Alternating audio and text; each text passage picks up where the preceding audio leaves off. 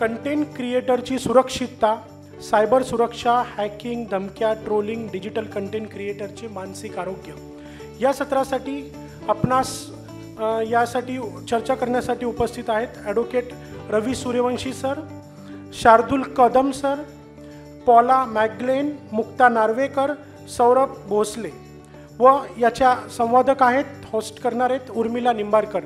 मी या सर्वांना इथे मंचावर आमंत्रित करतो.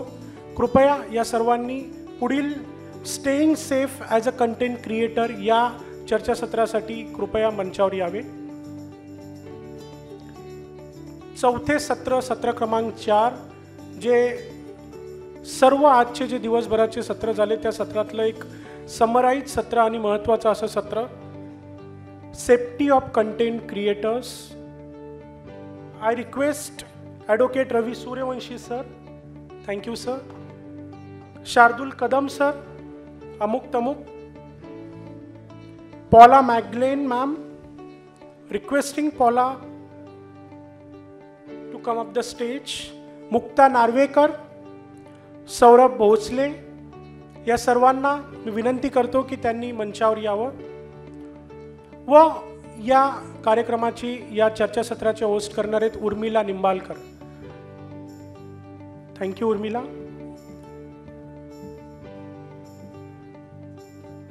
Yes yes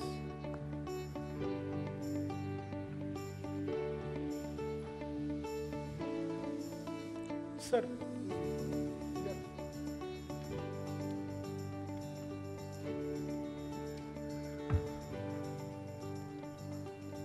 Yes, you can start the session. Yes. Paula, ma'am. Yes. She will join. You can start the session. Yes. Thank you. तिलाच पहिल्यांदा प्रश्न विचारायचा आहे, पण हरकत नाही. शार्दूल सापडलाय तर शार्दूलला विचारूया. आता आपण अतिशय महत्त्वाच्या टप्प्यावरती आलेलो आहोत असं मला वाटतं, कारण की सगळं करतो आपण आनंदासाठी, नाहीतर आपण कुठेही नोकरी करू शकलो असतो, बरोबर असं मला वाटतं. तर आपण कॉन्टेंट क्रिएशन स्वतःहून निवडतो कारण आपल्याला त्याच्यामधून प्रचंड आनंद मिळतो. त्याच्यासाठी आपण थांबू शकतो, त्याच्यासाठी आपण टोमणे सहन करू शकतो, त्याच्यासाठी आपण काय म्हणत आपण आपला जो विरोध आहे समाज विरुद्ध मॅ वगैरे हे सगळं, किंवा फॅमिली विरुद्ध मॅ, हे सगळं आपण हे सगळं आपण लढायला तयार असतो कारण आपल्याला खाज असते कॉन्टेंट क्रिएशनची. तर किंवा किडे सूरजच्या भाषेत. तर आता हे जेव्हा आपल्याला आपली खास जेव्हा भागवली जाते किंवा किडे चालू असतात कॉन्टेंट क्रिएशनचे, त्या दरम्यान मात्र आपल्या मानसिक स्वास्थ्यावरती परिणाम होईल, म्हणजे ज्या आनंदासाठी सगळं चाललं आहे निर्मितीच्या त्याच्यावरतीच परिणाम होईल अशा गोष्टी काही घडायला लागतात. कोणी काही नाही केलं तरीसुद्धा व्याप वाढल्यानंतर जे बर्नआउट व्हायला लागतं, या सगळ्या अतिशय महत्त्वाच्या गोष्टी आहेत. कारण की शेवटी निर्मितीसाठी हे आणि हे नीट असेल तर कॉन्टेंट उत्तम बनला जाणार आहे आणि तर लोकांना तो आवडणार आहे. तर त्याच्याविषयी आपण जरा बोलूयात. आणि पॉला आलेली आहे, तर मला पहिल्यांदाच पॉलालाच प्रश्न विचारायचा आहे, कारण आपण आज हॅकिंग, बुलिंग, आपण आत्ताच ॲक्च्युली इंटेलेक्च्युअल प्रॉपर्टी, कॉपीराईट्स आणि अतिशय महत्त्वाचा किचकट आणि अभ्यास वाचला तरी विषय आपण हाताळला, त्याच्याविषयी ऐकलं, आपण चर्चा केली. पण ग्रीन रूममध्ये आत्ता पॉला जस्ट सांगत होती, गंमत अशी आहे ना, जेव्हा आपली प्रगती व्हायला लागते, भाडीपा, भाटुपा, विषयखोल, 4 पैसे कमवायला लागता, तुम्ही वेगवेगळ्या OTT प्लॅटफॉर्म्सवरती तुमचा कॉन्टेंट लोक प्रेमानं तिकीट काढून, पैसे देऊन, सबस्क्रिप्शन घेऊन बघायला लागतात. अशा वेळेला तुम्हाला मेल्स यायला लागतात वेगवेगळे. तर ती आत्ता मला तेच सांगत होती की ते मेल्स काय असतात आणि हॅकिंगसाठी स्पेशली भाडीपा काही करतं का, असं मला तिला पहिला प्रश्न विचारायचा. Yes. Has anybody here received an email saying your account has a suspicious login? Please click on this link and prove this is your account. You've received these emails. Now, how many of you have actually clicked and signed in and proven? None? Zero? But Sampla Vishay. You're smart. Smart enough. You understand. But I think one really important thing is to understand not everybody gets this. So at Bhadipa, we have a team. We have 30 employees. We have multiple people who have access to our accounts. We have a list of emails, passwords, all of that stuff is kept only with one person. And that person controls who has access, and if someone leaves the company, we change all of the passwords. All of that stuff is maintained. But you have to make sure whoever you're working with, whoever has access to your sign-in, to your login info, if you are not uploading your video, someone else is uploading your video, somebody else is replying to your comments, all of that stuff, you need to make sure they are also well-trained and can recognize phishing, they can recognize hacking attempts, because at the end of the day, this is your business, and you have to protect it with a very tight fist. So that was the piece of advice I wanted to talk about, but seems like most of you are aware of this, so I'm happy. So nobody sends an email. So that's important. So this is what one They should send remember. emails. They send emails. They don't ask for you to click a link and sign in. If there is a link, ignore it. If you are not sure, you go directly to that website and log in from your account. Don't click on any links that have come in your email or your WhatsApp or your Instagram DMs. Don't click on any links. Just a flat rule. Actually I wanted to ask you, यालाच एक प्रतिप्रश्न असा आहे की यूट्यूबमध्ये एक access नावाचा प्रकार आहे. तर आता जेव्हा तुमचा चॅनल मोठा होतो तेव्हा तुम्ही ॲक्सेस देऊ शकता आणि त्याच्यासाठी लॉग इन आणि हे, तर तुम्ही पण ॲक्सेस दिलेला आहे असा? We have that option, but we got that option very late. So we had already started the practice of sharing passwords and things at an earlier stage. So then at that stage, it didn't make sense to give everyone that email special access. So we haven't taken that up. Okay. But actually आम्ही आता ते practice करतोय, कारण का because when I was working with Bhadi तेव्हा I had direct access, कारण का that time we didn't have the editor and all the different levels of degrees of administration in YouTube at least. Facebook we always had. पण यूट्यूबवरती ते करणं गरजेचं आहे. जेव्हा तुम्ही मोठे अकाउंट होताय आणि तुमच्याकडे मल्टिपल टीम मेंबर्स होत आहेत, तेव्हा मल्टिपल डिव्हायसेसवरनं लॉग इन होणार असेल तर इट इज रिस्की. सो तुमचा जो कोणी एक व्यक्ती असेल किंवा मॅक्सिमम 2 लोक, ते सोडून कोणाकडेही 100% ॲडमिनिस्ट्रेशन राईट्स नसावेत. दुसरं कोणी एडिटर असेल, किती हक्काचा भाऊ बहीण काका काकू माऊ कोणी असू दे, एडिटर किंवा सेकंड डिग्री ऑफ ॲक्सेस द्या, कारण मॅनेजर ह्या लेवलचाच ॲक्सेस द्या, नाहीतर प्रॉब्लेम होऊ शकतो. आणि बऱ्याच आत्ता फेसबुकवरती एक रिसेंट स्कॅम चालू झाला. आम्ही कालच स्क्रीनशॉट सगळ्यांना शेअर करत होतो की ते तुमचं प्रोफाईल पिक्चर असं ह्याच्यावरती जातात, ते शेअर करतात आणि वरती एक वेगळ्या फॉन्टमध्ये लिहितात की this is to flag that your account is blah blah blah आणि हे सगळं. आणि त्यांचे जो DP आहे तो पण काहीतरी छान एररचा छान असं ऑथेंटिक वाटतं फॉर अ सेकंड.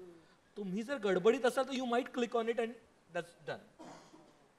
ती काळजी घ्यावीच लागते. म्हणून फक्त 2 लोक असावेत आयडियल. मला कालच ॲक्च्युली मेसेंजरवरती फेसबुककडून आला होता की कॉन्टॅक्ट सपोर्ट, म्हणजे पूर्ण तो व्यवस्थित फ्लॅग आहे आणि अगदी प्रोफेशनल मेसेज कसा टाईप करतात तसा केलाय, जो वाटावा की मेटाकडून आलाय आणि खाली लिंक दिलेली असते. तर अजून एक ओळखीतले आहेत, त्यांचं पेज होतं, त्यांनी पोस्ट टाकली सरळ की हे असं असं आहे, हे खरं आहे की खोटं आहे. तर ते खोटं होतं आणि हे सगळ्या म्हणजे ज्यांची पेजेस आहेत मोठी मोठी त्या सगळ्यांना हा मेसेज जातो, आपण क्लिक करणार आणि ते गंडणार आपण त्यामध्ये. सो त्या लिंक्स बाबतीत काळजी घेतली पाहिजे. हां. Yeah, and turn on 2-factor authentication. It's Exactly. annoying, but it's important. Shardul, मला तुला एक प्रश्न विचारायचा आहे महत्त्वाचा. तुम्ही आता अमुक तमुकवरती इतके कमाल, इतके छान छान विषय तुम्ही आता घेताय, पण कसं असतं जगात प्रत्येकाला मतं असतात. म्हणजे 2 वर्षाच्या बाळापासून, आणि मी हे कॉन्फिडेंटली सांगू शकते कारण खरंच माझ्या बाळालाही खूप स्ट्रॉंग मतं आहेत. तर बाळांपासून ते अगदी वयस्कर सिनियर्सपर्यंत सगळ्यांना मतं असतात. तर अशा वेळेला खूप टोकाची मतं कमेंट्समध्ये जेव्हा सुरू होतात, त्याचं रूपांतरण कुठेतरी बुलिंगमध्ये, हॅरॅसमेंटमध्ये होण्याची शक्यता असते. आणि त्यात तुम्ही कुठच्या तरी गेस्टला, पाहुण्यांना, एक्सपर्ट्सना बोलवलेलं असतं.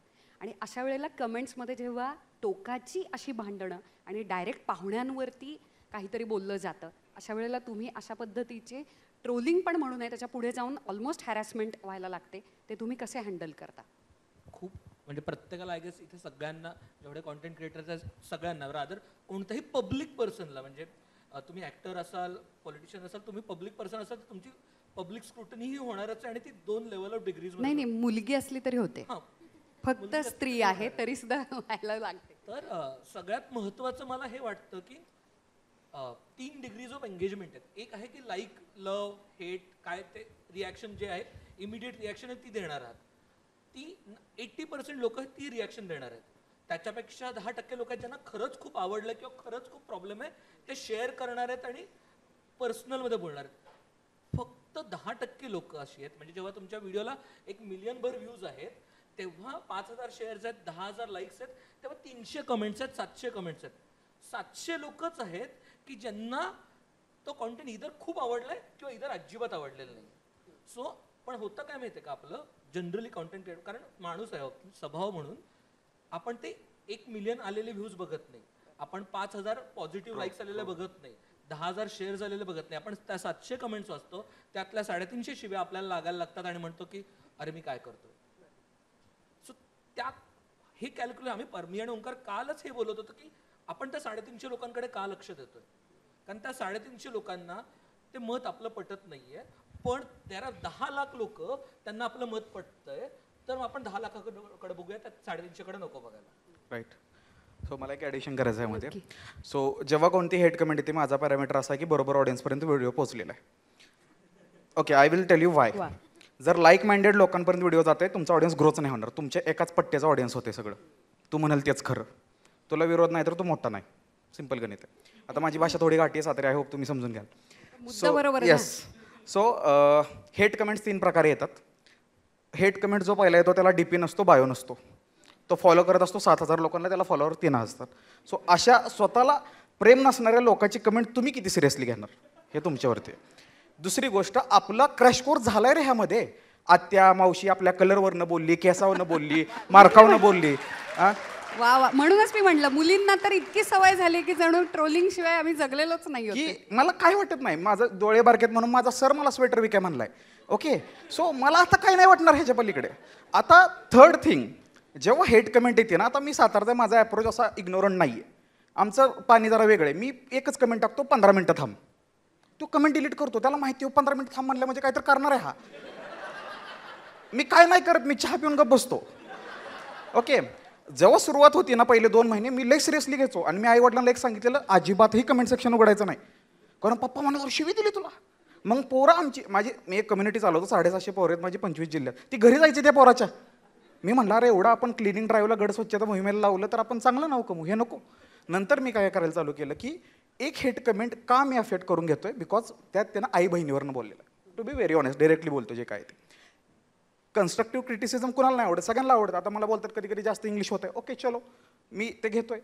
बट जेव्हा एखादा तो पातळी सोडून वागतो ना तेव्हा एक गोष्ट समजून जायची की त्याला प्रेमाची गरज आहे. ज्याचं घरात ओपिनियन घेतलं जात नाही, त्याला टीव्हीचा रिमोट देत नाहीत घरातली, त्याची कमेंट का तुम्ही मनाला लावून घेताय? बरोबर आहे ना? सो किती लावून घ्यायचं मनाला? बरं आपण नाही बोलत रागात कधी कुणाला. सो ही गेम सोशल मीडियाची त्यात पॉझिटिव्ह पण आहे निगेटिव्ह पण आहे. The day you decided to enter this field you should be ready for hates. तर थोडं तर असलीच पाहिजे. परफेक्ट बोलला सौरभ. कन्स्ट्रक्टिव्ह क्रिटिसिझम असेल किंवा मला नेहमीचं तुझं आवडतं आणि हे नाही आवडलं, हे म्हणणं पटलं नाही, मान्य आहे, त्याला रिप्लाय करत त्या माणसाने मला तुझं मत मान्य आहे पण आमचं हे मत आहे, आपली दोघांची मतं वेगळी असू शकतात, असं रिप्लाय केला तोही म्हणतो ओके ओके विषय संपतो. Agree to disagree. डिस्कार्डच करायचंय. येस. आणि ह्यात अजून एक सांगतो, हे परवा दिवशी घडलंय. त्याने हेट कमेंट केली, मी रिप्लाय दिला. तो म्हणला दादा तो रिप्लाय देत नाही डीएमला म्हणून मी इथं कमेंट केली.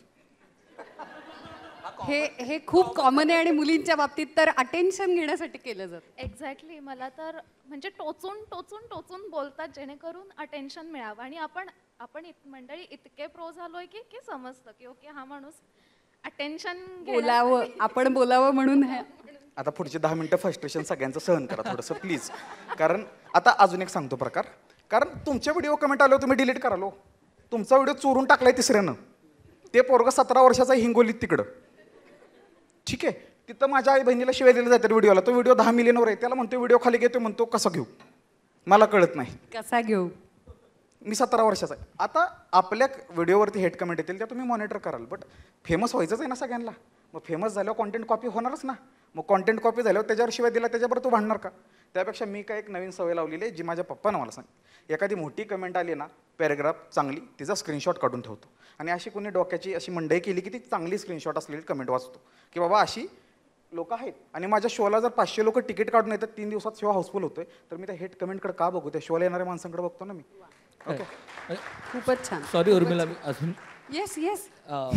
आता सगळे म्हणतात त्याच वाहत्या गंगेत हे धुवून घेतो. आणि तू पहिला प्रश्न जो विचारला त्यातच आलं की काही अनकम्फर्टेबल टॉपिक्सवरती Yes. अनकम्फर्टेबल ओपिनियन्स बोलल्यानंतर जेव्हा आम्ही म्हणतोय की स्त्री पुरुष समान आहेत, जेव्हा आम्ही होमोसेक्शुअलिटीबद्दल आमचा एक काहीतरी ओपिनियन देतोय, जेव्हा आम्ही एक्स्ट्रा मॅरिटल अफेअर्स असेल किंवा पिरियड सारख्या गोष्टींबद्दल ओपनली प्लॅटफॉर्मवरती बोलतोय, तेव्हा एका प्रस्थापित वर्गाला ते खटकतंय. तर अर्थात खटकतं म्हणून तर बोललं जात नव्हतं आत्तापर्यंत. आम्ही बोलतो तर त्यांना ते डबल खटकतंय. ते खटकणारे वर्ग येणार आहेत, ते बोलणार आहेत. त्यामुळे सौरभ मगाशी म्हणाला तसं ज्या अर्थी त्यांना खटकतंय त्या अर्थी वर्क होतंय. सो हे मग उलटं हे जेव्हा कळायला लागलं ना, तेव्हा ते रादर दॅन टोचण्यापेक्षा तो काट्यांचा बेड न वाटता गुलाबांचा बेड वाटायला लागला. वा वा, खूपच छान. मला आता इथे ॲडव्होकेट आहेत सूर्यवंशी सर. Yes, welcome. तुम्हाला मला असा प्रश्न विचारायचा आहे की ना, जोपर्यंत कमेंटमध्ये गोंधळ चालू असतो तोपर्यंत बरं असतं, पण जेव्हा ते बुलिंगवरती यायला लागतं, म्हणजे ती व्यक्ती, एखादी व्यक्ती ही फक्त हेट कमेंट किंवा ट्रोलिंग न करता ती नंतर आपल्याला प्रत्येक ॲपवरती फॉलो करणं आणि कंटिन्युअसली सातत्यानं बराच काळ, ज्याला आपण ऑलमोस्ट सायबर बुलिंग म्हणूयात, हॅरॅसमेंटकडे जायला लागतं, आपल्याला हर्ट होईल अशा पद्धतीचे सगळ्या कृती करायला लागतं. अशा वेळेला कायद्यात काही तरतुदी आहेत का अशा व्यक्तीला थांबवण्यासाठी? हे कॉन्टेंट क्रिएटर्स आता जे नवीन आहेत आणि आमच्यासारखे पण, आम्हाला जर कळलं तर तो सपोर्ट खूप मोठा मिळेल. तर असे काही तरतूद आहे का आपल्याकडे? नमस्कार. हा विषय खूप मोठा आहे. म्हणजे प्रॉब्लेम तुमच्या सेक्टरचाच नाही आहे, सगळीकडेचा प्रॉब्लेम आहे. तर पर्टिक्युलरली तुमच्या म्हणजे कॉन्टेंट क्रिएटरच्या संदर्भात जे प्रॉब्लेम्स येतात त्यातला हा एक प्रॉब्लेम आहे. आपल्याकडे इंडियन पिनल कोडमध्ये पण प्रोव्हिजन आहेत आणि इन्फॉर्मेशन टेक्नॉलॉजी ॲक्टमध्ये पण प्रोव्हिजन आहेत. हे आपल्याला कोणी हे सारखं बुली करत असतील किंवा सगळीकडे फॉलो करून अननेसेसरी कमेंट्स वगैरे देत असतील तर तुम्ही त्यांच्याविरुद्ध लीगल ॲक्शन घेऊ शकता. इन्फॉर्मेशन टेक्नॉलॉजी ॲक्टखाली सुद्धा. आता तुम्ही लोकांना सगळीकडे फॉलो करण्यासाठी थांबू नाही शकत. तुम्हाला ते क्रिमिनल ऑफेन्स कसा होतो हे बघावं लागेल. याच्या अगोदर तुम्ही बोललात की कन्स्ट्रक्टिव्ह क्रिटिसिझम आणि तुम्हाला शिव्या देणं वगैरे. आता क्रिटिसिझम कुणीही करू शकतं, तुमच्याकडे चॉईस आहे त्याला ब्लॉक करण्याची, पण कन्स्ट्रक्टिव्ह क्रिटिसिझमसाठी तुम्ही ब्लॉक नाही करणार. तो जर शिव्या देत असेल तर तुमच्याकडे 2 पर्याय आहेत, ब्लॉक करा किंवा एक स्मार्ट रिप्लाय करा की हे तुला शोभत नाही, मी तुला रिप्लाय नाही करत वगैरे. तिथं तुम्ही सोडून देऊ शकता. म्हणजे बाकी जे दुसरे लोक तुमचे कमेंट वाचतील ते समजतील की हा माणूस किती प्रगल्भ आहे, ह्यालासुद्धा त्यांनी स्मार्टली डील केलं. तरी त्याचं कंटिन्यू चालू असेल तर तुम्ही त्याला ब्लॉक करा. दुसऱ्या प्लॅटफॉर्मवरती आयडेंटिटी बदलून तो परत येत असेल तर तुम्हाला वाटत असेल की हा सेम व्यक्ती आहे आणि तोच करतोय, तर मग तुम्ही सायबर पोलीसमध्ये किंवा नॉर्मल पोलीस स्टेशनमध्ये तुम्ही कंप्लेंट केलीत तरीसुद्धा तुम्हाला ते गाईड करतील की कशी ॲक्शन घ्यायची. कारण तुम्हाला कोणी डिफेम करणं, शिवी देणं हे सगळे ऑफेन्स आहेत IPC खालीसुद्धा. तर तुम्ही त्यांच्याविरुद्ध ॲक्शन घेऊ शकता कायद्याने. पण तुम्ही जेव्हा एवढी फेमस पर्सनॅलिटी असता तेव्हा तुम्ही किती लोकांविरुद्ध ॲक्शन घेणार हा सुद्धा एक प्रश्न असतो. म्हणून आपण ठरवायचं की कुठल्या स्टेजला ॲक्शन घ्यायची आणि कुठल्या स्टेजला इग्नोर करायचं. ओके. पण बऱ्याचदा फेक अकाउंट्स असतात किंवा फेक फेसबुकचे पेजेस असतात आणि तिथून आपल्याला ते हॅरॅस करत असतात. तर अशा वेळेला खरंच ती व्यक्ती सापडू शकते कायद्याच्या कचाट्यात? आपण त्यांना अडकवू शकतो का? म्हणजे आम्ही ज्यांना ओळखतो ना सायबरमध्ये, माझे एक मित्र आहेत, ते म्हणजे इवन कमिशनर ऑफ पोलीससुद्धा त्यांची हेल्प घेतात. तर ते आयडेंटिफाय करू शकतात की पोस्ट कुठून कुठल्या वायफायवरून त्यांनी अपलोड केली, मग त्याचं कोण ओनर आहे, मोबाईलच्या तुमच्या कुठल्या डिव्हाइसवरून केली असेल ते सुद्धा ते फाइंड आउट करतात. पण इतके एफर्ट कुठल्या ह्याच्यासाठी घ्यायचे हे आपण ठरवायचं. कारण ही प्रोसेस खूप म्हणजे लेंदी आहे आणि तुमचा वेळ त्या पर्सनल ह्याच्यामध्ये जाणार. कंप्लेंट म्हणल्यानंतर तुम्हाला तिकडे जावं लागणार, तक्रार द्यायला जावं लागणार, तारखेला कोर्टात जावं लागणार. तर करता येऊ शकतं तुम्हाला, आयडेंटिफाय पण करू शकता तुम्ही. तेवढं सिरियस असेल तर परस्यू पण करा, तो सापडू शकतो. वा, म्हणजे तसं कायद्यामध्ये तरतुदी पण आहेत आणि आपण त्याचा पाठपुरावा पण करू शकतो. मला एक किस्सा सांगावासा वाटतो. फेसबुकवरती आपण फोटोज अपलोड करत असतो, पण आपण दिसत असलेले फोटोज दुसरी व्यक्ती स्वतःचे म्हणून येस, टाकत होता. मी त्याला एकदा म्हणजे मेसेज केला की हे असं करू नकोस, थांबव. साध्या शब्दात वॉर्निंग दिली, पण ते कंटिन्यूस सुरू होतं. मग मला लोकांचे मेसेजेस यायला लागले की मुक्ता तुझे फोटोज असे असे फिरतायत म्हणून. मग मी पाठपुरावा केला. मग ते अकाउंट जे होतं ते बिहारचं होतं, ते कुणीतरी सुरू केलं होतं. चांगली गोष्ट ही झाली की मध्यंतरी एक प्रकार सुरू झालेला की पैसे मागणं चालू होतं, तसं काही झालं नाही, पण तशी होण्याची शक्यता होती. मग मी पुन्हा त्या माणसाला मेसेज केला की प्लीज टाळा म्हणून, आणि रिपोर्ट करून सुद्धा आय डोंट नो, पण फेसबुकनं ती काहीच ॲक्शन घेतली नव्हती त्यावेळेस. तेवढ्यापुरतं त्यानं ते बंद केलं अकाउंट. परत दुसऱ्या अकाउंटवरनं तोच प्रकार चालू झाला. मग मी सरळ धमकी दिली की पोलीस कंप्लेंट करावी लागेल मला. मग त्यावेळेस मग ते नको ताई, पाया पडतो वगैरे हे सगळं बिहारी भाषेतून सुरू झालं होतं. पण तो जो त्रास झाला होता आणि एका फॉलोअरनी असं सांगितलं की ताई त्यानं पैसे मागायला चालू केले, जी बातमी खोटी होती. पण ते माझ्या सतत डोक्यात सुरू होतं. पण हा एक मानसिक त्रास भयानक होतच असतो आपल्याला, कारण आपण म्हणजे मोठ्या स्टार्सना ती सवय झालेली असते, पण आपण खरंय अजून आणि आय एम शुअर की मोठ्या स्टार्सना सुद्धा माणसं आहेत ना ती शेवटी, त्यामुळे काहीच आत पोहोचत नाही आणि काहीच त्यांना होत नाहीये हे खरं नाही. फक्त they are better hiding at it असं मला वाटतं. तेवढाच तो फरक असावा.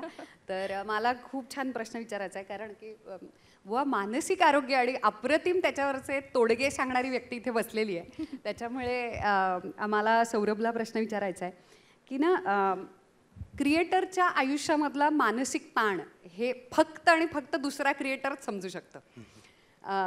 तर सुरुवातीला कॅमेरा फेस करताना ते जे आकडे मिळतच कोणीच व्हिडिओ बघत नाही, आणि ते जे वाईट वाटतं ना, आणि तो जो न्यूनगंड, मग आपल्यातच काही दोष आहे का, मग आपल्याच सेल्फ वर्थला विचारले जाणारे प्रश्न, ते सगळं सुरळीत चालू असतं तेव्हा सुद्धा होणारा इम्पोस्टर सिंड्रोम, ते अगदी सगळं नीट आहे आणि ओव्हरकम करून तुम्ही कॉन्फिडंट आहात तरी सुद्धा कुठेतरी होणारा स्ट्रेसचा त्रास, बर्नआउटपर्यंत, ह्या सगळ्या प्रवासामध्ये तुझ्या मते एखाद्या क्रिएटरनं सुरुवात, मध्य आणि मी सांगितलं तसा बर्नआउटपर्यंतचा शेवट कसा हँडल करावा, कारण तू क्रिएटर पण आहेस आणि त्या येस मेंटल हेल्थ आणि याविषयी तू अभ्यास करून तसेच व्हिडिओज करतोस, म्हणून हा प्रश्न तुला रास्त विचार. मला फक्त कॉन्टेंट क्रिएशनमध्ये 15च महिने झाले. त्यांनी सूरजदादासोबत पहिला व्हिडिओ केला, सो मला व्ह्यूजचं स्ट्रगल आलंच नाही, त्यांच्याकडून व्ह्यूज आले भरपूर मला, सो ते तर मी नाही फेस केलं. बट मला इथं कॉन्टेंट कन्झ्युमर किती आहेत रे, मी व्हिडिओ बनवत नाही, फक्त व्हिडिओ पाहतो, असे किती आहेत हातवर करा. ओके, मला त्यांना फक्त एक घरी सांगायचं की कॉन्टेंट क्रिएटर 3 लढाई लढत असतो. पहिली असते घरातनं, की आई वडील रोज टोमणे देत असतात त्याला, जो स्टार्टला असतो की अरे करिअर आहे का, कसं आहे का किंवा काय, ठीक आहे. दुसरी लढाई असते फायनान्सची. कुणी कितीही म्हणलं ना की 2-3 हजारात व्हिडिओ बनवायला चालू करू शकतो, ॲब्सोल्युटली नॉट. नंबर्स आले की प्रोडक्शन क्वालिटी वाढवायला लागते, ठीक आहे. आणि तिसरी लढाई असते तुमच्या सगळ्यांसोबत. सो काय होतं की जर तुम्हाला एखादा पीस ऑफ कॉन्टेंट आवडला ना, मी वैचारिकडेवर पण एक व्हिडिओ केला की कसा कॉन्टेंट कन्झ्युम केला पाहिजे, how to be a wise content consumer, ह्याच्यावर कोणच बोलत नाही. जर एखादा व्हिडिओ नाही आवडला, सिम्पल तिथे एक 3 टिंब असतात, नॉट इंटरेस्टेड, भाऊ जिंदगीत व्हिडिओ येणार नाही तुला, तो चांगला आहे ना की त्या व्यक्तीचं तोंडच बघायला मिळणार नाही, बट तो व्यक्ती वेळ काढून एक पॅरेग्राफ भरून लिहितो तुम्हाला, बरोबर आहे.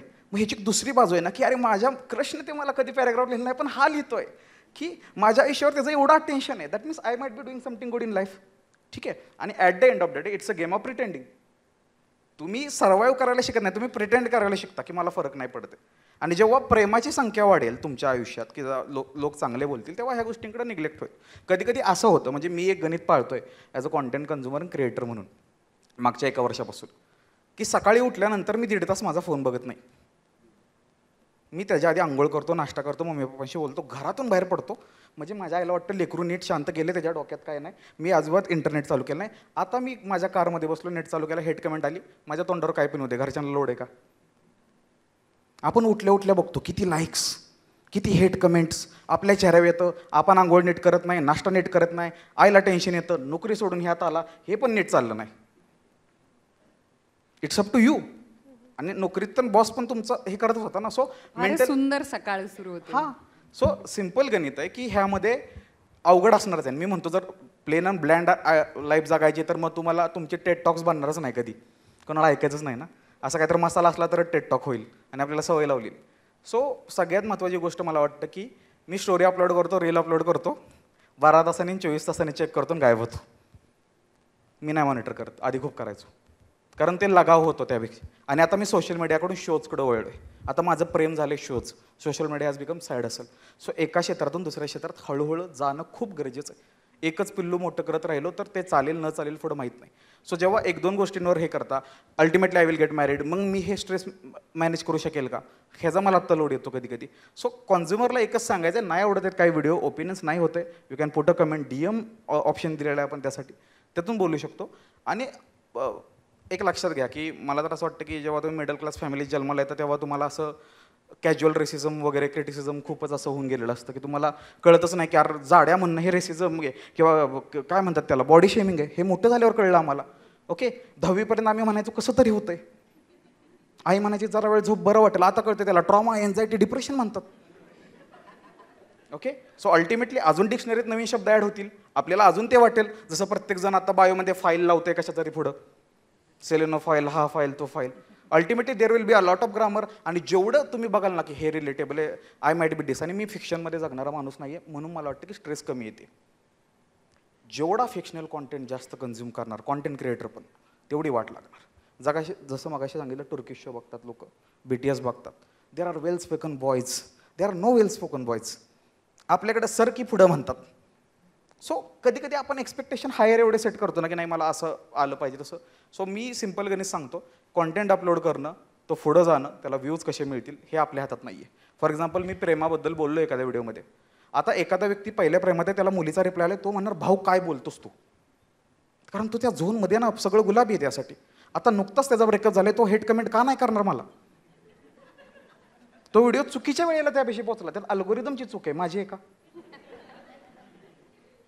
इट्स अ सिम्पल गेम की एकदा व्हिडिओ अपलोड केला की तो आता गेला तरंगत, आणि आपली जी इच्छा आहे ना लोकांपर्यंत पोहोचावं. सो तो लोकांपर्यंत पोहोचेल नसेल, मी कितीही जरी सांगितलं तर इथून घरी गेल्यावर आपण आपला इन्साईट चेक करणारच आहे, कारण हे पण आलं पाहिजे. So it's a part and parcel of the game. आणि ह्यात येतानीच मेंटली प्रिपेअर येतं. फक्त एक सांगतो, आई वडिलांना ह्यापासून खूप लांब ठेवायचं प्लीज, जेवढे कॉन्टेंट क्रिएटर आहेत. कारण त्यांना ते एकदा कमेंट सेक्शनमध्ये जाऊन वाचायला चालू करतात ना, आपल्या आई बापाला वाटतं की यार माझं पोरगं एवढं चांगलं काम करते आणि ह्या सगळं कमेंट करते. ऍक्च्युली आपले आई बाबा व्हिडिओ कमी बघतात, कमेंट Exactly. वाचत बसतात जास्त. मला माहिती नसलेल्या कमेंट्स माझी आई सांगते, अगं बघ कशी कशी कमेंट आली आहे तुला, मग तू काय करणार नाहीस का. म्हटलं की राहा ना निवांत. तोच मला मुक्ता तुला पुढचा प्रश्न विचारायचा होता, कारण की ना पुन्हा एकदा अजून एक गोष्ट आहे ती म्हणजे स्त्री कॉन्टेंट क्रिएटर. याच्यात एक आणि एक हे असतं की एक अशीच दिसली पाहिजे, असंच वजन असलं पाहिजे, असाच संसार केला पाहिजे जर लग्न झालं असेल तर, आणि बाळ वगैरे झालं असेल तर मग तर अरे देवा, विषय संपलाच. आई कशी तू खराब किंवा वाईट आहेस किंवा कसं पालकत्व करावं वगैरे इथपर्यंत. तर अशा पद्धतीच्या जेव्हा दिसण्यासंदर्भातल्या ते प्रेशर क्रिएट करणाऱ्या किंवा संसारासंदर्भातल्या तुझं आणि तुझ्या नवऱ्याबरोबरचं डायनामिक आणि असे जेव्हा कमेंट्स येतात, कारण की मुलींना ते कमेंट्स ऑलरेडी कुठेतरी आपण त्याच्यावरती काम करत असतो आतून, त्यामुळे ते लागू शकतात जर ती प्रोसेस चालू असेल हिलिंगची. तर म्हणजे आपणच थोडेसे आपल्या बाबतीत हळवे असू, इन्सिक्युअर असू आणि त्याच्याविषयी कॉन्फिडंट नसू, तर मात्र ती कमेंट बरोबर आतही जायला म्हणजे छोटीशी विंडो आणि ती आत घुसते. तर अशी कुठची कमेंट आली आहे का आणि तू कधी हँडल केलंय का असं काही. बऱ्याच कमेंट्स ॲक्च्युली या रिसेंट पिरियडमध्ये चॅनलच्या वेळेस चांगलं ग्रो व्हायला सुरू झालं, त्यावेळेस अशा कमेंट्स यायला लागल्या की त्या बिचाऱ्याला माहिती नव्हतं की माझं लग्न झालं आहे, तर तो म्हटला की आत्ता तुला यूट्यूबवरून 15,000 रुपयाचं इन्कम झालं आहे, त्यामुळे तू आता बॉयफ्रेंड बदलला आहेस. इतक्या घाणेरड्या म्हणजे कमेंट्स येत असतात. किंवा तू काळीच झाली आहेस, कमी फिरत जा. अरे म्हटलं माझं प्रोफेशनच ट्रॅव्हल ब्लॉगिंग आहे, तर मी टॅन होणार नाही तर काय होणार. पण रोहितचा खूप छान सपोर्ट मिळतो नवऱ्याचा. तो म्हटला की थांब, श्वास घे, इग्नोर कर. आपल्याकडे रिमूव्हचं ऑप्शन आहे, ब्लॉकचं ऑप्शन आहे, ते काढून टाकायचं. पण ती गोष्ट आहे जी कुठेतरी आत लागत असते आपल्याला, पण त्याविषयी आपण काहीच करू शकत नाही. पण एक जबाबदारी असते की आपलं खूप यूट्यूबवरती खास करून एक छान कम्युनिटी तयार झालेली असते आणि प्रत्येकजण कमेंट वाचतच असतं. आता आपल्या बाबतीत जी घाणेरडी कमेंट केलेली असते, हिणवलेलं असतं, ते जर आपल्या सबस्क्रायबरनं वाचलं, त्याला खूप वाईट वाटतं. आणि त्यावरती आपण कमेंट केली नसेल त्याला, तर ते म्हणतात की ओके, हिचा काही स्टँडच नाही आहे, किंवा कमेंट्सचं जे सुरू आहे ते तिनं चालूच ठेवलं आहे. तर त्यामुळं मी तो ऑप्शन निवडते की सरळ रिमूव्ह करून टाकणं आणि ब्लॉक करून टाकणं कमेंट. आणखीन एक गोष्ट म्हणजे यूट्यूबनं आपल्याला एक ऑप्शन दिला आहे की कमेंटमध्ये अमुक अमुक शब्द आपल्याला बॅन करता येतो. आता मुलींना खास करून fat, thin, Blackie, sexy, hot हे शब्द आपल्याला त्या ह्याच्यामध्ये टाकावेच लागतात. आणखीन मी ज्यावेळेस बघते की आपण होल्ड करतो त्या कमेंट्स, त्यामध्ये त्या असतात कमेंट्स, आणि खूप वाईट वाटतं त्यावेळेस. बेकार फिलिंग असते खूप. उर्मिला, याचबद्दल मला एक बोलायचं आहे. आय गेस हा प्रॉब्लेम काय आहे माहिती आहे का? आम्ही बऱ्याचदा मेंटल हेल्थवरती आत्ता सिरीज केली, तेव्हा बऱ्याचशा एक्सपर्टसोबत बोलत असताना मी अडवकर खूपदा आम्हाला लक्षात आलं की प्रॉब्लेम आपला हा स्त्री पुरुष म्हणून आहे, त्याचं एक मोठं रिझन दिसतंय मागे. समाज म्हणून ना पुरुषांना स्ट्रॉंग वुमेनसोबत, इंडिपेंडंट वुमेनसोबत कसं वागायचं हे शिकवलंच नाही आहे, आम्हाला माहितीच नाही आहे. सो त्यांना हे माहितीच नाही आहे की हे म्हणणं चुकीचं आहे. हे कॉमेंट करणाऱ्या अर्ध्याहून जास्त पुरुषांना हे माहितीच नाही की दादा तू काहीतरी बोलतोस हे चुकीचं आहे, हे तू तुझ्या बहिणीला म्हणालास तर ती 2 कानाखाली ठेवून देईल तुला, हे त्याला माहितीच नाही आहे. सो काय बोलायचं हे कळलंच नाही. आणि त्याच्यात सगळ्यात वाईट काय माहिती का, आपल्याला त्रास का होतोय मानसिक, त्याचं अजून एक कारण मला वाटतं, हा प्लॅटफॉर्म ज्या पद्धतीने डिझाईन केला आहे especially क्रिएटर्ससाठी.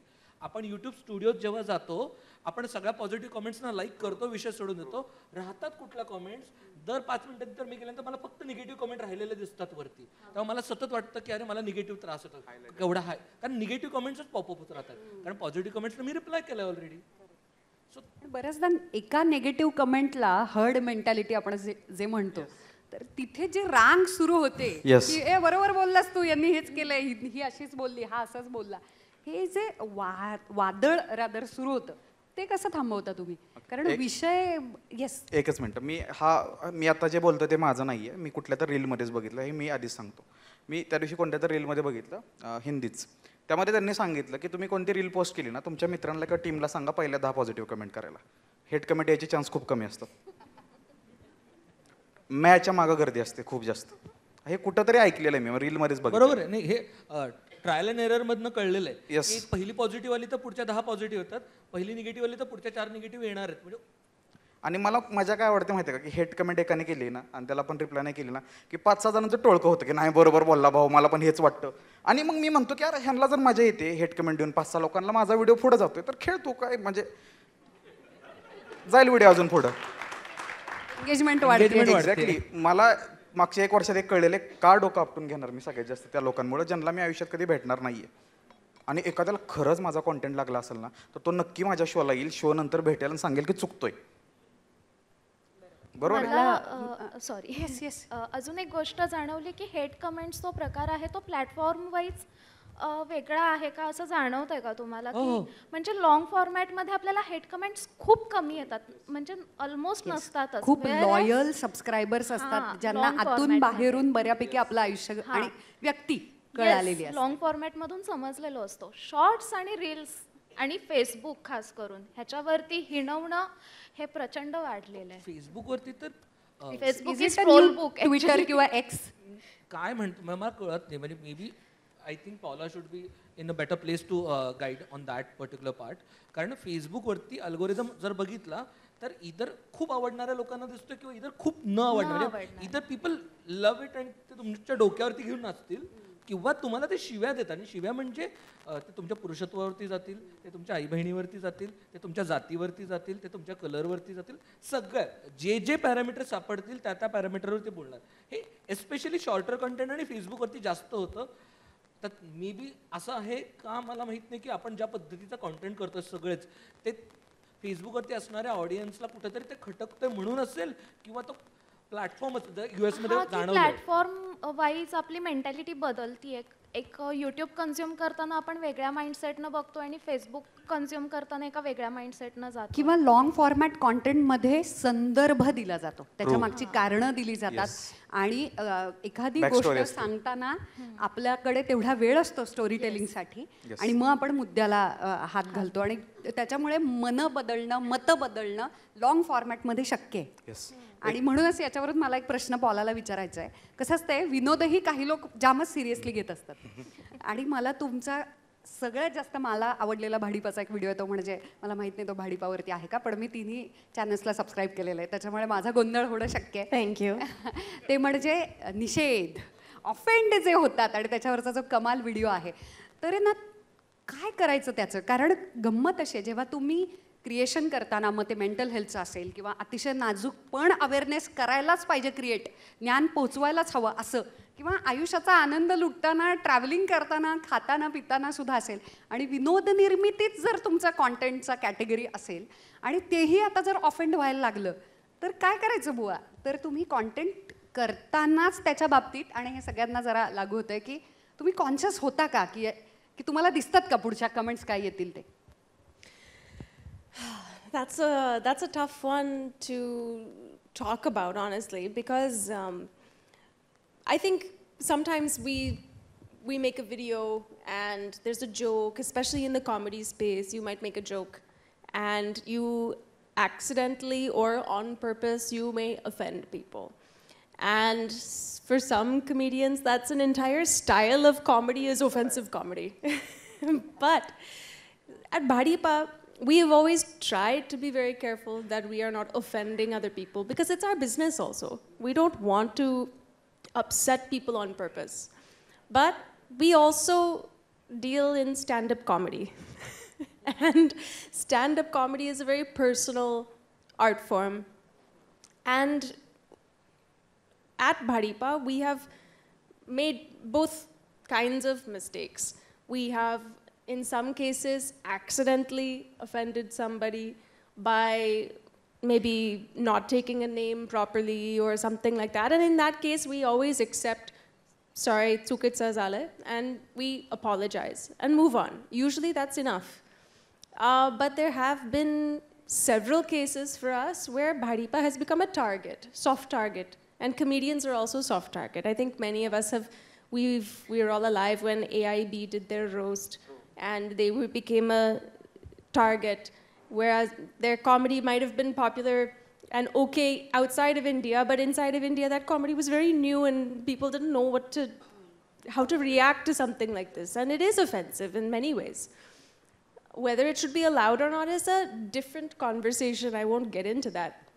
But sometimes you will find when you become popular, when you are doing something and other people may be jealous, they may put nazar on you. So you have to, in many ways, try to protect yourself.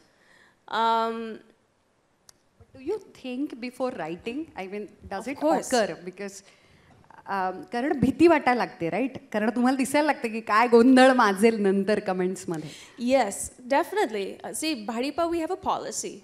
We don't react to negative comments. We know it's rewarding bad behavior. So we only reward the good behavior. We say thank you to people who are saying nice things. We share those nice comments. And we try to ignore the negative. But sometimes when somebody is sharing your video with a group of people who disagree with you, and they come after you, and it's not 10% negative comments. Suddenly you have 90% negative comments because somehow that group has said, let's go after this person. That can be a very difficult situation to deal with. And at Bhadipa, we've been lucky that it's been few and far between. But our policy has generally been to just ignore. And in another 2-3 days, something else comes up, the attention goes over there, and you are no longer the target. That's generally the best thing that can be done. As soon as you engage, if you try to fight back, if you try to do something publicly, you're rewarding their behavior.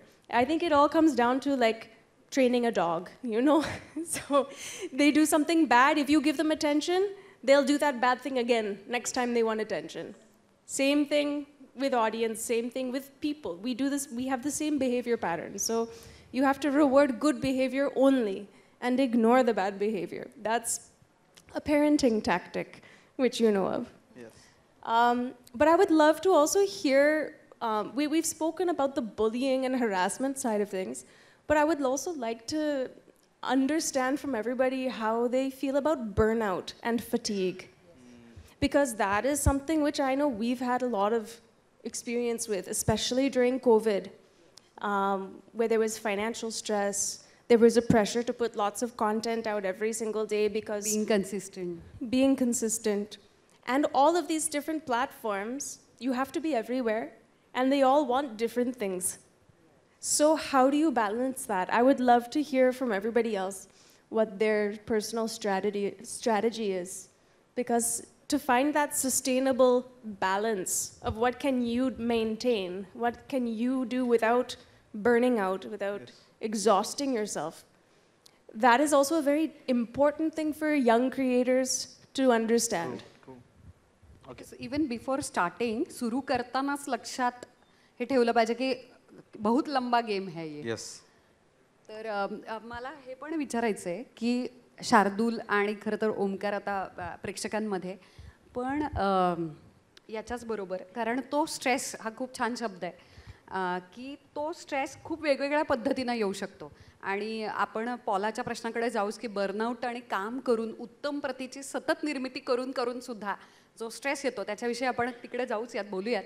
पण त्याच्या आधी कधी कधी काही गोष्टींचं पावित्र्य राखावं लागतं, हां, रिस्पेक्ट ठेवावं लागतो आणि त्याचा अनादर न होता आपली वैयक्तिक मतंसुद्धा त्याच्यात डोकवणार नाहीत आणि अनबायस्डरित्या एखाद्या विषयाला हँडल करायचं असतं. तर त्याच्यानंतर म्हणजे तुमच्या प्रश्नांची तयारी जेव्हा चालू असते तेव्हा तुम्ही काय विचार करता? कारण आता इथे खूप होतकरू पॉडकास्टर्स असतील असं मला वाटतंय. तर आता सगळीकडे पॉडकास्टचा जमाना आहे.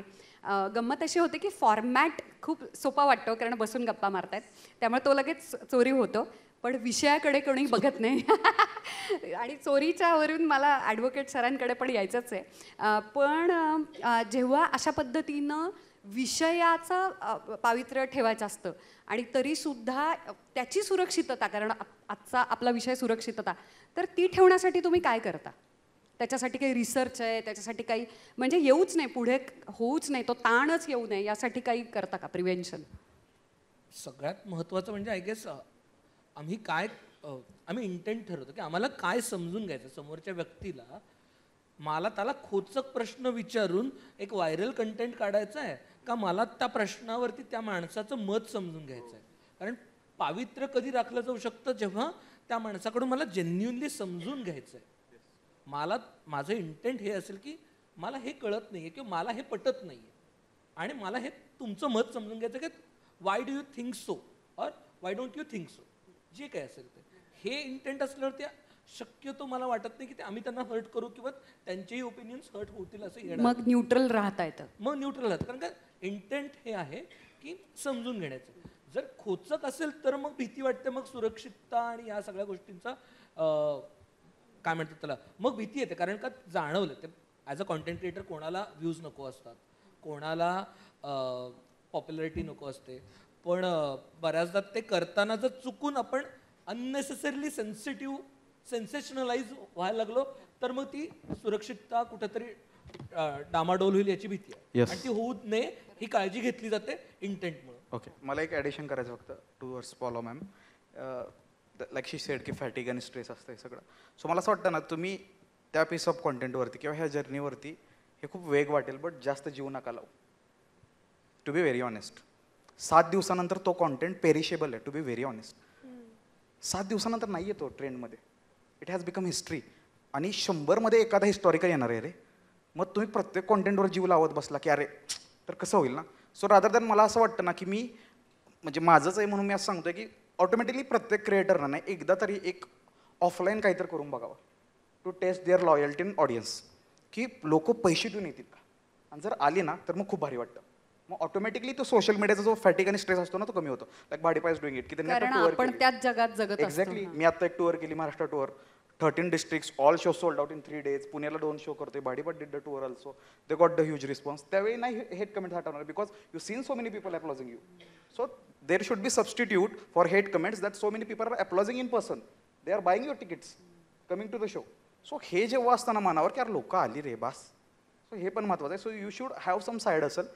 क्रिएटर्स समिटला येऊन हे सांगणं की सोशल मीडिया सोडून साईड हसल असणं वेग वाटू शकतं, but you should have a side hustle when you are into social media. I actually would say it's not even a side hustle. Yes. I mean, that ultimately, as a business, should be the goal to sell directly to your audience. True. You know, this brands and advertising money, that will come and go. But once you have your audience, you should form that relationship with them where you can sell something to them directly and not have a brand or something in between. Because one day, you're like TikTok is True. banned, Yes. and you have millions of followers who have disappeared and they don't know where to find you Exactly. after that. But if you are already doing live shows, if they're following you, they're your real fans, they'll find you on Facebook, they'll find you on Instagram. Exactly. So getting a Brands good येतील आणि quality, जातील. good Yes. quality Same here. audience तुमचा YouTube master class is आहे. लोकं the येतायत. goal. Yeah. धन्यवाद जाहिरात केल्याबद्दल. Daddy, to answer the fatigue question, I also think आपण हे व्रत घेतलंय, कन्सिस्टन्सी म्हणतोय जेव्हा, सो वी आर आपण हे व्रत घेतलेलं आहे, त्यामुळे त्यातल्या 4 गोष्टी चालणार आहे, 4 गोष्टी नाहीच चालणार आहे. मला 10 पैकी 10 गोष्टी चालायच्या असतील आणि त्या चालल्या नाहीत तर मग मला स्ट्रेस यायला लागतो, मग मला टेन्शन यायला लागतं की अरे माझं सलग 6 व्हिडिओ चालले नाहीत, आता काय करायचं. मग मला देन सलग 6 व्हिडिओ चालल्यानंतर फटीक नाही येत, शक्यतो येते, म्हणजे अर्थात त्याच्यातनं येऊ शकतो. Most of the times when you are on a success streak there is a lesser chance of fatigue and stress. पण जेव्हा तुमचं काहीतरी प्रॉब्लेम यायला लागतं तेव्हा मग टेन्शन येतं. सो हे जेव्हा मगाशी तू आधी पण सांगितलंस की प्लॅटफॉर्मपेक्षा ऑडियन्स बिल्ड करा, हे व्रत घेतलं ना तुम्ही तर मग व्रतात सगळं आलं. ओके, मला लास्ट स्टेटमेंट पुढे द्यायचे फक्त एक Yes, द्यायचं. मला मी फक्त इथे सर बसले तर त्यांचं मी फक्त आणि मला तुझ्याकडेच यायचंय. मला एक असा प्रश्न विचारायचा आहे की ना या स्ट्रेसपैकी अजून एक असा स्ट्रेस असतो की ज्याला कळत नाही काय करावं. पण मी आता डायरेक्ट तुम्हाला केस सांगते. मगाशी एक ज्या ॲडव्होकेट मॅम होत्या तर त्यांनी खूप छान गोष्ट सांगितली की आयडियाला तुम्ही इंटेलेक्च्युअल प्रॉपर्टी म्हणून किंवा कॉपीराईट नाही करू शकत, पण त्याचं एक्झिक्युशन जसंच्या तसं दिसलं तर मात्र तुम्ही त्याला कायद्यानं काहीतरी करू शकता. यूट्यूबच्या बाबतीत काय गंमत होते की तुमचा कॉन्टेंट ओरिजिनल तुम्ही तयार केला आहे तो डायरेक्ट चोरता येतो. म्हणजे फुटेज नाही, फुटेज घेतलं कॉपीराईट क्लेम टाकू शकतो, म्युझिक घेतलं करता येतं. पण मी जर सौरभसारखं किंवा शार्दूलसारखं व्हायला गेले जसाच्या तसा कॉन्टेंट घेऊन, तर दुर्दैवानं कधी कधी तोही चालतो. अशा वेळेला कलाकाराला, क्रिएटरला वाईट वाटू शकतं आणि तिथे मात्र काहीच करता येत नाही, कारण की त्यानं तो परफॉर्म केला आहे ना, तिथे त्यानं त्याच्या पद्धतीनं एक्झिक्यूट केला आहे. पण मूळ कॉन्सेप्ट, मूळ स्क्रिप्ट, मूळ सगळा रिसर्च सगळंच्या सगळं जसंच्या तसं त्या ओरिजिनल क्रिएटरचं असतं, त्यानं तो ओरिजिनल कॉन्टेंट तयार केला आहे. तर कायद्यानं काही त्याच्यात करता येतं का? कारण आजकाल हे होताना खूप दिसतं की जे मुक्तानं केलं ते मी परफॉर्म करायचं, तर ती मला म्हणूच शकत नाही ना तू माझं फुटेज चोरलं. तर अशा वेळेला काही कायद्यात तरतुदी आहेत का? नाही, तुम्हाला कॉपीराईटचा मी अर्थ सांगतो. मॅडमने खूप चांगलं एक्सप्लेन केलं होतं ते. कॉपीराईटमध्ये आता समजा एक फिल्म आहे, तुमची ऑडिओ फुटेज घ्या, त्याच्यामध्ये बरेच अंडरलाईंग वर्क्स आहेत, तर प्रत्येक अंडरलाईंग वर्कमध्ये सेपरेट कॉपीराईट असतो. त्या क्लिपमध्ये त्या क्लिपचा एक कॉपीराईट झाला तुमच्या, त्याची स्क्रिप्ट त्याचा एक सेपरेट कॉपीराईट आहे, म्युझिक असेल त्याचा सेपरेट कॉपीराईट आहे.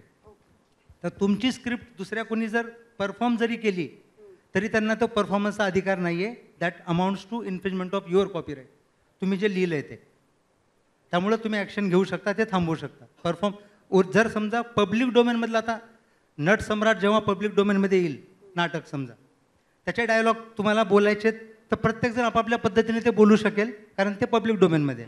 तुम्ही लिहिलेलं कॉपीराईट तुमचं आहे, ते दुसरं कोणी परफॉर्म नाही करू शकत विदाऊट युअर परमिशन.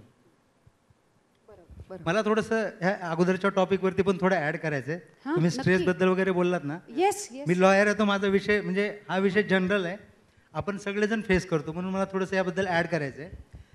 मगाशी पाटेकर मॅडम आणि रोनक ह्या दोघींनी एक चांगली गोष्ट सांगितली की तुमचं इंटेंट काय, तुम्ही कुठल्या हेतूने स्टार्ट केले, तुमचं जे काही आहे. आता माझं करिअर असेल ॲडव्होकेसी किंवा तुमचे हे असेल, प्रत्येकाला लागू पडते. आपली भावना जर ऑनेस्ट असेल ते करण्यामागची, तर मग बाकी कशाचा विचार करू नका. आणि तुम्ही तुमच्यामध्ये जे क्वालिटी वाटते त्याला धरून काम करा. आत्ता थोडेसे लाईक्स होतील, कमी होतील, तुम्ही स्प्रिंटर नाही आहेत, मॅरेथॉनर म्हणून करा, तुम्ही लाँग टर्ममध्ये टिकाल. आता मी फिल्म इंडस्ट्रीचं खूप काम करतो. म्हणतात की ॲक्टरची किंवा हिरोची एवढी शेल्फ लाईफ आहे, तसं नाही आहे.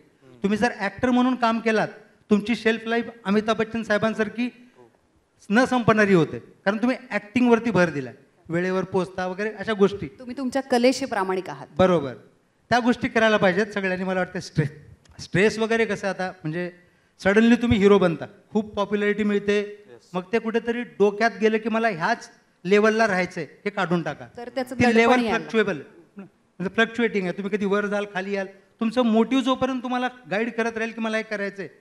जसं त्यांनी सांगितलं की शेतकऱ्यांनी इंग्लिशमध्ये बोललं तेव्हा आनंद मिळाला, त्यांचा हेतू कदाचित इंग्लिश सगळ्यासोबत पोहोचवण्याचा आहे, त्यामुळे ते कधीच हारणार नाहीत.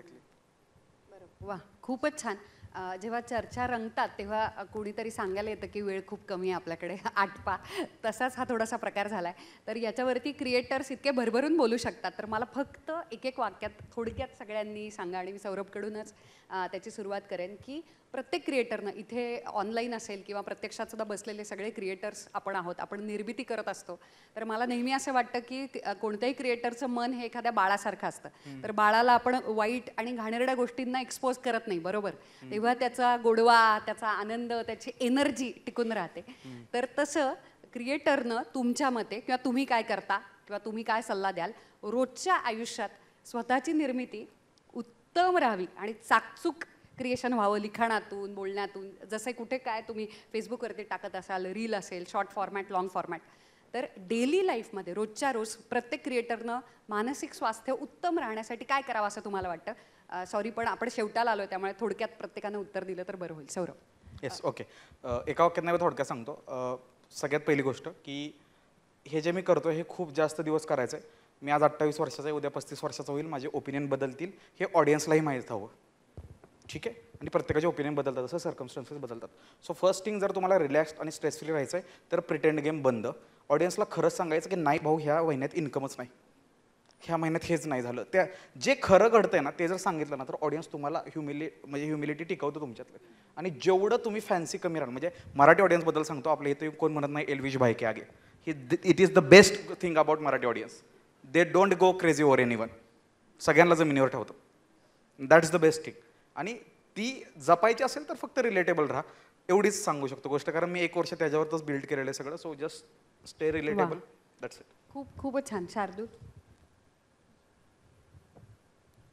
आम्हाला 2 गोष्टी तारतायत, खरं राहा आणि क्युरियस राहा.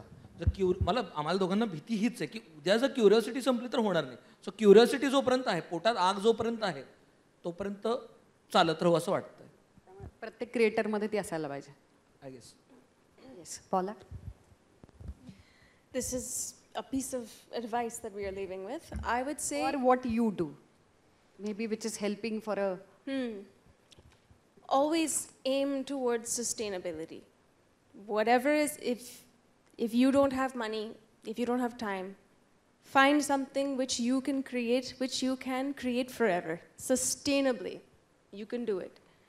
And if it's not sustainable, know what is your path to become sustainable and have that ye rasta clear pahiye.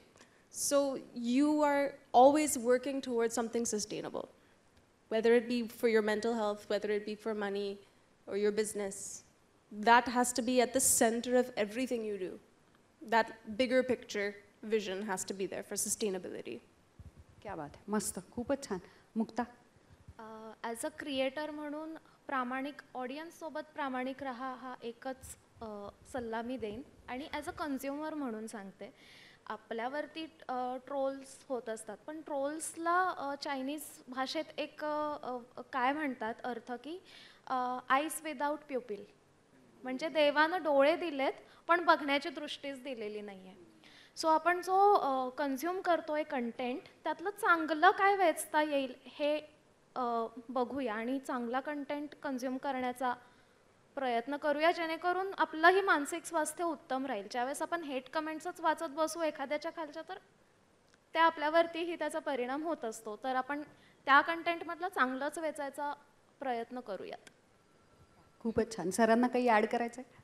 Okay, मस्त, खूपच छान. आपण याच्यावरती मी म्हटलं तसं की हां, अच्छा मी माझं याच्यावरचं उत्तर जरा कदाचित अनपॉप्युलर असू शकतं, पण मला असं वाटतं की एका काळानंतर तुम्ही तुमचा आउटपुट बघणं जेव्हा सोडून देता तेव्हा आणि तेव्हाच निर्मिती करू शकता, या मताची मी आहे. सो खूपच मोठं आणि शाश्वत आहे हे आणि अवघड आहे करायला, पण मी ते हळूहळू करण्याचा प्रयत्न केला आहे. त्याच्यामुळे मला अजिबात माहिती नसतं कोणत्या व्हिडिओचं काय झालं आहे ते, आणि ते मी ठरवून केले आणि त्याच्यामुळे माझं सगळं शांत आणि निवांत चालू आहे. नाहीतर मला 100% वेळ लागेल याची मला खात्री आहे. येस, थँक्यू पुन्हा एकदा. तुम्ही सगळे इथे आलात आणि क्रिएटर म्हणून तुमचे इतके छान छान आउटपुट्स आणि मस्त शिकवण तुम्ही शेअर केली आमच्याबद्दल. Thank you very much. मी 2 मिनिट विनंती करतो की आपण मंचावरच स्थानापन्न व्हावे. 2 मिनटं. Really interesting to listen you all. And मी खरंच मनस्वी आभारी आहे. एक इंटेलेक्च्युअल आणि एक महत्त्वाच्या विषयावर आपण सर्वांनी आज चर्चा करून आणली. आज सकाळपासून आपण cultural, linguistic, earning, monetization, cyber security, safety या विविध विषयावर चर्चा करतो आहे. आणि या चर्चेच्या शेवटाकडे, समारोपाकडे आपण आलो आहेत. आणि या समारोपाची विषय आणि शेवट एक वेगळ्या पद्धतीने व्हावा असा आमचा प्रयत्न होता. आणि त्या अनुषंगाने आम्ही आज इथे एक खास पद्धतीने एक प्रतिज्ञा खासरीची टीम इथे घेऊन येते. मी संजय कांबळे यांना विनंती करतो की त्यांनी पुढील प्रतिज्ञेबद्दल थोडी माहिती द्यावी आणि सर्वांना प्रतिज्ञा बोला. हे सगळे असे का झालेत? जरा नीट हसा, जरा मोठ्याने हसू नका, शांत बसू. माझ्या सगळे माझे सहकारी आहेत, सगळे माझे सहकारी. आत्ता जे काय सगळ्या भावना त्यांनी व्यक्त केल्या, कमेंट असेल, ट्रोलिंग असेल, अशा सगळ्या गोष्टींमुळं काय प्रॉब्लेम येतो त्याचा? ओके, काय परिणाम होतो हे आत्ता सगळं सांगितलं. पण मला सांगायचं की आपल्या कार्यक्रमाचं नावच आहे महाराष्ट्र क्रिएटर समिट. तर त्यात एक क्रिएटर लाभला आहे. क्रिएटर म्हणजे एक निर्माता आहे. आणि ज्यावेळी आपल्याला काही नवीन निर्माण करायचं असतं, काहीतरी जगावेगळं करायचं असतं निर्माण, त्यावेळी अडचणी आणि असली सगळी माणसं येत असतात. मग छत्रपती शिवाजी महाराजांपासून असेल, संत तुकाराम असतील, सावित्रीबाई फुले असतील, महात्मा फुले असतील, आंबेडकर असतील, कर्वे असतील, ह्यांना तर लोकांनी काय काय केलं आहे आपण सगळा इतिहास वाचला आहे. नशीब आपल्याला लोक तिथवर तरी येत नाही, आपण ऑनलाईन आहे. नाही तर एखादी चप्पल बूट पडली असती तर ते अवघड झालं असतं आपलं. पण मला एवढंच असं म्हणावंसं वाटतंय की हे सगळं करत असताना आता ह्यांनी सगळं सांगितलंय, लय टेन्शन घ्यायची गरज नाही. आपल्याला जी वाटते ती करायचं, परिणाम नंतर आपल्याला जे काय असेल ती नंतर पुढच्या पुढं उजळेल तिकडं उजळेल, या हिशोबाने आपण चालायचं. आता आम्ही सगळे क्रिएटर्स आहेत, दिवसभर सगळे मुद्दे आपण आता डिस्कस केले. पण हे जात असताना आम्हाला सगळ्यांना असं वाटलं की एक छोटी, आम्ही खासरे नेहमीच वेगळं काहीतरी प्रयत्न करत असतो, असं वाटलं की क्रिएटर्सनी मिळून आपण एक प्रतिज्ञा करावी. कारण आपण जास्त भेटत नाही आणि भेटलं तर परत आता डायरेक्ट कधी भेट होईल याची गॅरंटी नाही. त्यामुळे आता सगळे भेटल्यात तोपर्यंत मला वाटलं की आपण जरा हटके स्टाईलनी प्रतिज्ञा करू. तर इथं सगळेच जण आता यूट्यूब चॅनल खोलणार आहेत, कोणाचं इन्स्टा असेल, कोणी सुरुवात केली असेल, कोणाचे लाखभर झाले असतील, सगळ्यांनीच थोडं जागेवर उभं राहावं आणि या प्रतिज्ञेमध्ये सामील व्हावं. एक लाईन मी म्हणेल, त्याच्यानंतर तुम्ही म्हणा. जरा काहीतरी करू, जरा वेगळं काहीतरी खास. हात पाय पुढं काही करायची गरज नाही, ह्या असं उभं राहावं. आपली नॉर्मल कॅन्डिड सगळी काय कॅज्युअल आहे, पॉलावणी कॅज्युअल प्रतिज्ञा आहे. चलो रेडी. आम्ही Marathi content creators Maharashtra creators समिटच्या निमित्ताने प्रतिज्ञा करतो की आम्ही सारे एकोप्याने राहू. टिपिकल मराठी माणसाप्रमाणे एकमेकांचे पाय कधीच खेचणार नाही.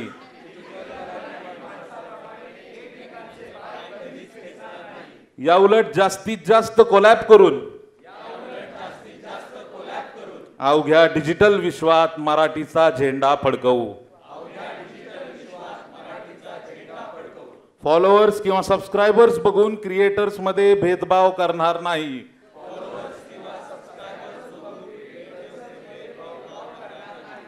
हा, पण कंटेंट पानसट अथवा नकली असल्यात पद्धतशीर कोलू.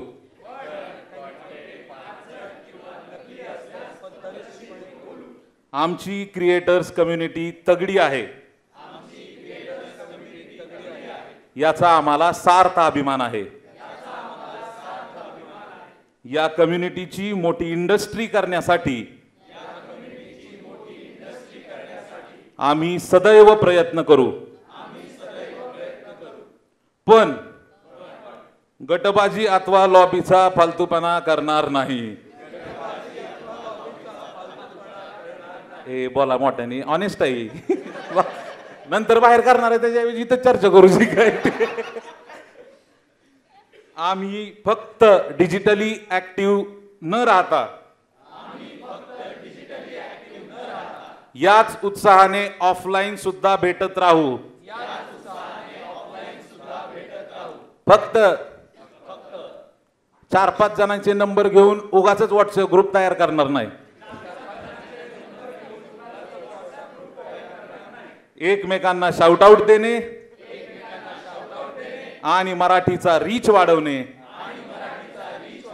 यातच आमचे सौख्य सामावले आहे. आणि हा सगळ्यात महत्वाचं बरं का, ह्याच्या आईला ह्यो कोण आम्हाला शांतपणा शिकवणार असं म्हणून माझ्या टिंगल्या करणार नाही.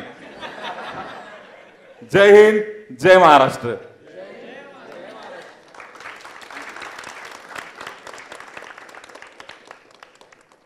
मी सन्माननीय सुप्रियाताई यांना विनंती करतो की त्यांनी यांचा सन्मान करावा. यशवंतराव चव्हाण सेंटर कार्याध्यक्ष सन्माननीय सुप्रियाताई यांनी कृपया मंचावर यावे.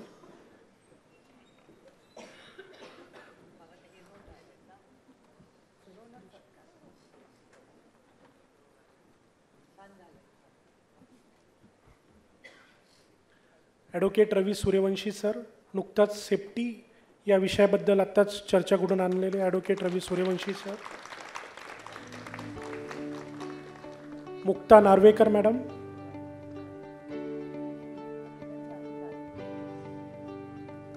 पुनश्च एकदा आपले सर्वांचे मनस्वी आभार.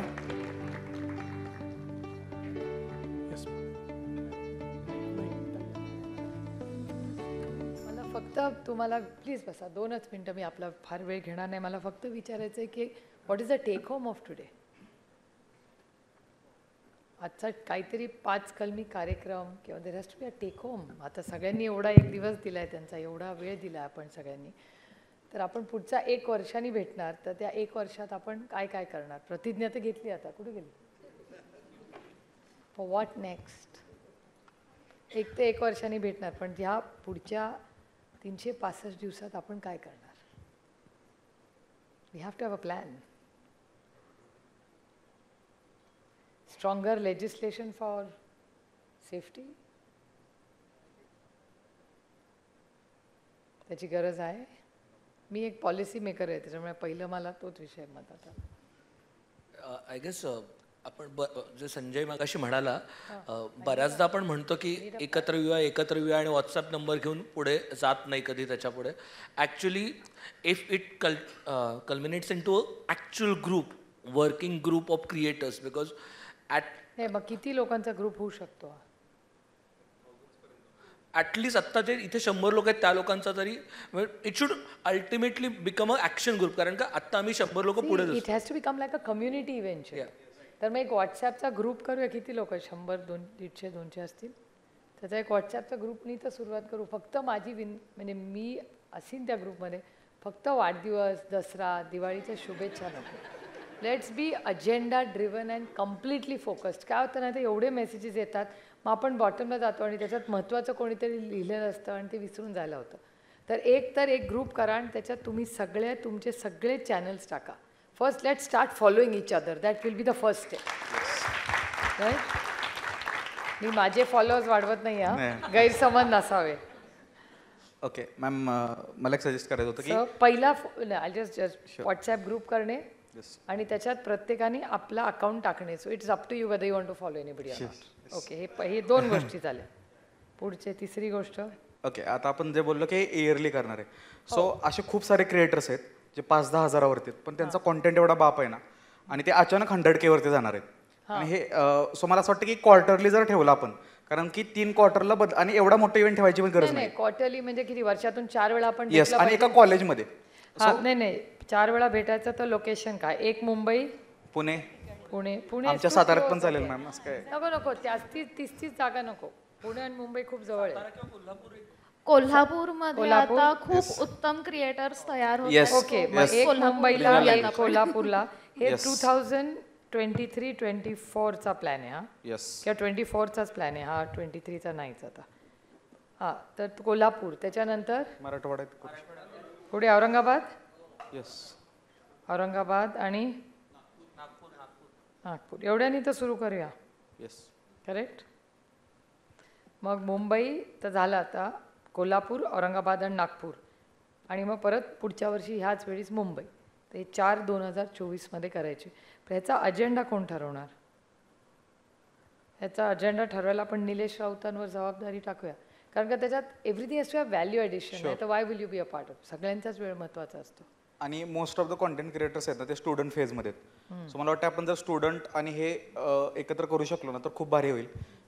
हां, म्हणजे मुलं येतील, आपल्याला क्राऊड तो मिळेल ऑटोमॅटिकली, आणि आयडियाज पण खूप भारी जनरेट होतील. पण मग 4मध्ये वेगळा अजेंडा असला पाहिजे. Yes. So it becomes interesting for everybody. पुढे हे झालं 4, आणि 5वं.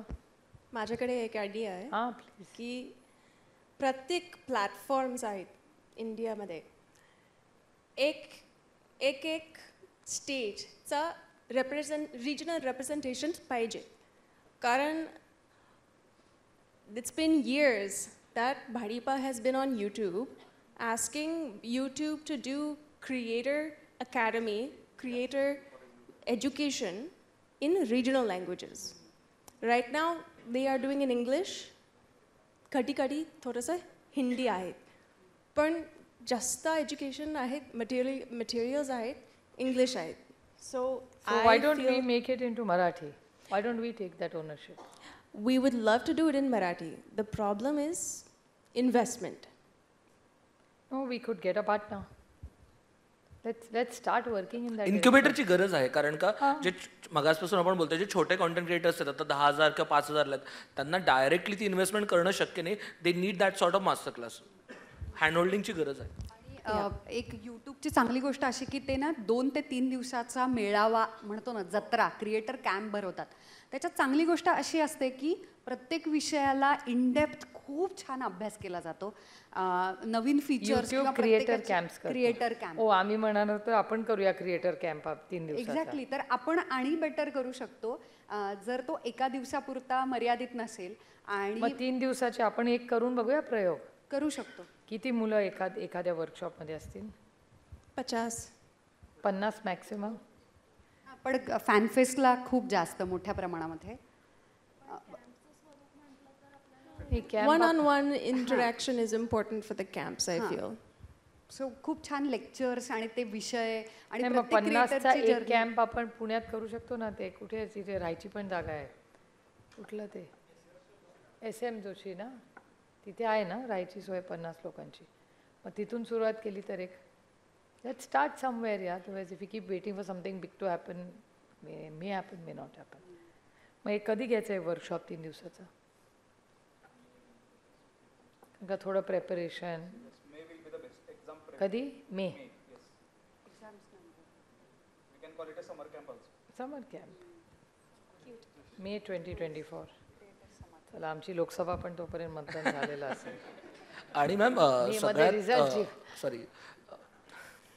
सगळ्यात महत्त्वाचा सगळ्यांचा इनिशियल स्टेजमध्ये जेव्हा 1 लाख होईपर्यंतचा प्रॉब्लेम असतो की पैसे कमवायला येत नाहीत, आणि त्याच्यात पैसे किती लागतात? नाही, माझं म्हणणं होतं की त्यात जर help. This is academic question.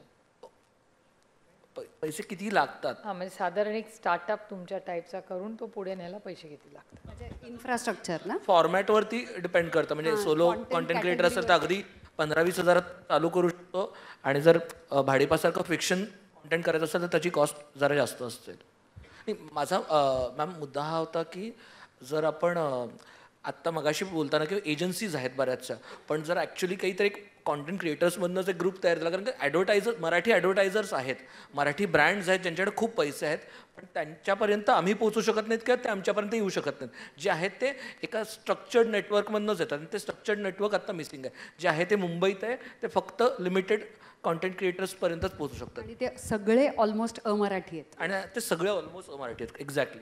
Okay, मी एक एक्झाम्पल देतो. आता हे कुणाला डिरेक्टली टॉन नाही आहे, बट बरेच मराठी क्रिएटर्स आहेत, ते 500-600K पर्यंत मराठी राहिले आणि त्यानंतर हिंदी कॉन्टेंट बनवायला लागले आणि ऑटोमॅटिकली त्यांचं कॉन्टेंट सबस्क्रायबर कन्झ्युमर स्कॅटर झाले आणि मग त्यांना गुगल बोलवायला लागलं, यूट्यूब बोलवायला लागलं आणि त्यांचा क्रायटेरिया असा आहे की तुमचा जगभर किंवा भारतभर ऑडियन्स पाहिजे. सो ओरिजिनल कॉन्टेंट क्रिएटर्सला कुठंच जागा नाही आहे. जागाच नाही. हां, so that's why we want to create the some, म्हणजे पैसे वगैरे खूप नंतरची गोष्ट आहे, बट शिकायचं जरी एन्व्हायरमेंट बनलं ना तरी खूप छान होईल. ओके. आयसोलेशनची जर्नी आहे ना, त्याच्यामुळे नेटवर्किंग खूप छान होतं, एकमेकांकडून शिकायला मिळतं. कम्युनिटी जेव्हा असते तेव्हा, म्हणजे मी पॉलाबरोबर आता इथून पुढे 5 तास फक्त बर्नआउटवरती बोलू शकते की तो स्ट्रेस काय असतो सगळं सांभाळून. म्हणजे प्रगतीच्या काळामध्ये सगळं छान चालू असतं तेव्हा सुद्धा त्या क्रिएशनचा burnout. Too young to talk about burnout. Too young. म्हणूनच इन्स्पिरेशन घेतोय तुमच्याकडून. बर्नआउट. मला एक सजेस्ट करावंसं वाटेल की यूट्यूब नेक्स्ट अप एक होतं, यूट्यूब नेक्स्ट अप कॅम्प. तर त्यामध्ये काय होतं की यूट्यूबला ज्यांच्यामध्ये पोटेन्शियल वाटतं, ज्या क्रिएटर्समध्ये, तर त्यांचा कॉन्टेंट बघून निवडला जातो आणि त्यांना सगळा, तू जसा मास्टर क्लास घेतेस तसाच यूट्यूबचा मास्टर क्लास होतो. आणि मग त्यांना कॅमेरा आणि त्यांना जे इक्विपमेंट हवं आहे यासाठी काहीतरी अमाऊंट दिली जाते. म्हणजे काही वेळेस ती 80,000 होती, कधी ती 1,00,000 सुद्धा होती. तर असा सपोर्ट दिला जातो. तर तशा पद्धतीने काही करता आलं तर बरं पडेल. छोटे इन्व्हेस्टर्स जर तिथे येऊ शकले त्या कॅम्पला आणि त्यांना जर स्टार्टअप सारखे किंवा चॅनल्समध्ये इन्व्हेस्टमेंट करायची असेल, समबडी डुईंग दिस, आपल्याला आयडेंटिफाय करायला लागेल. हे तुम्ही नाही, तुम्हालाही काही सुचवायचं असेल, दिस इज फॉर एव्हरीबडी. प्लीज.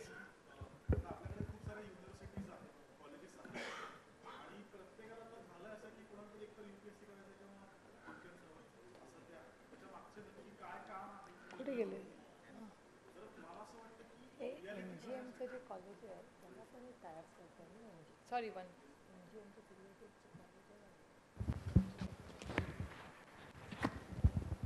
हां, सॉरी, गो अहेड.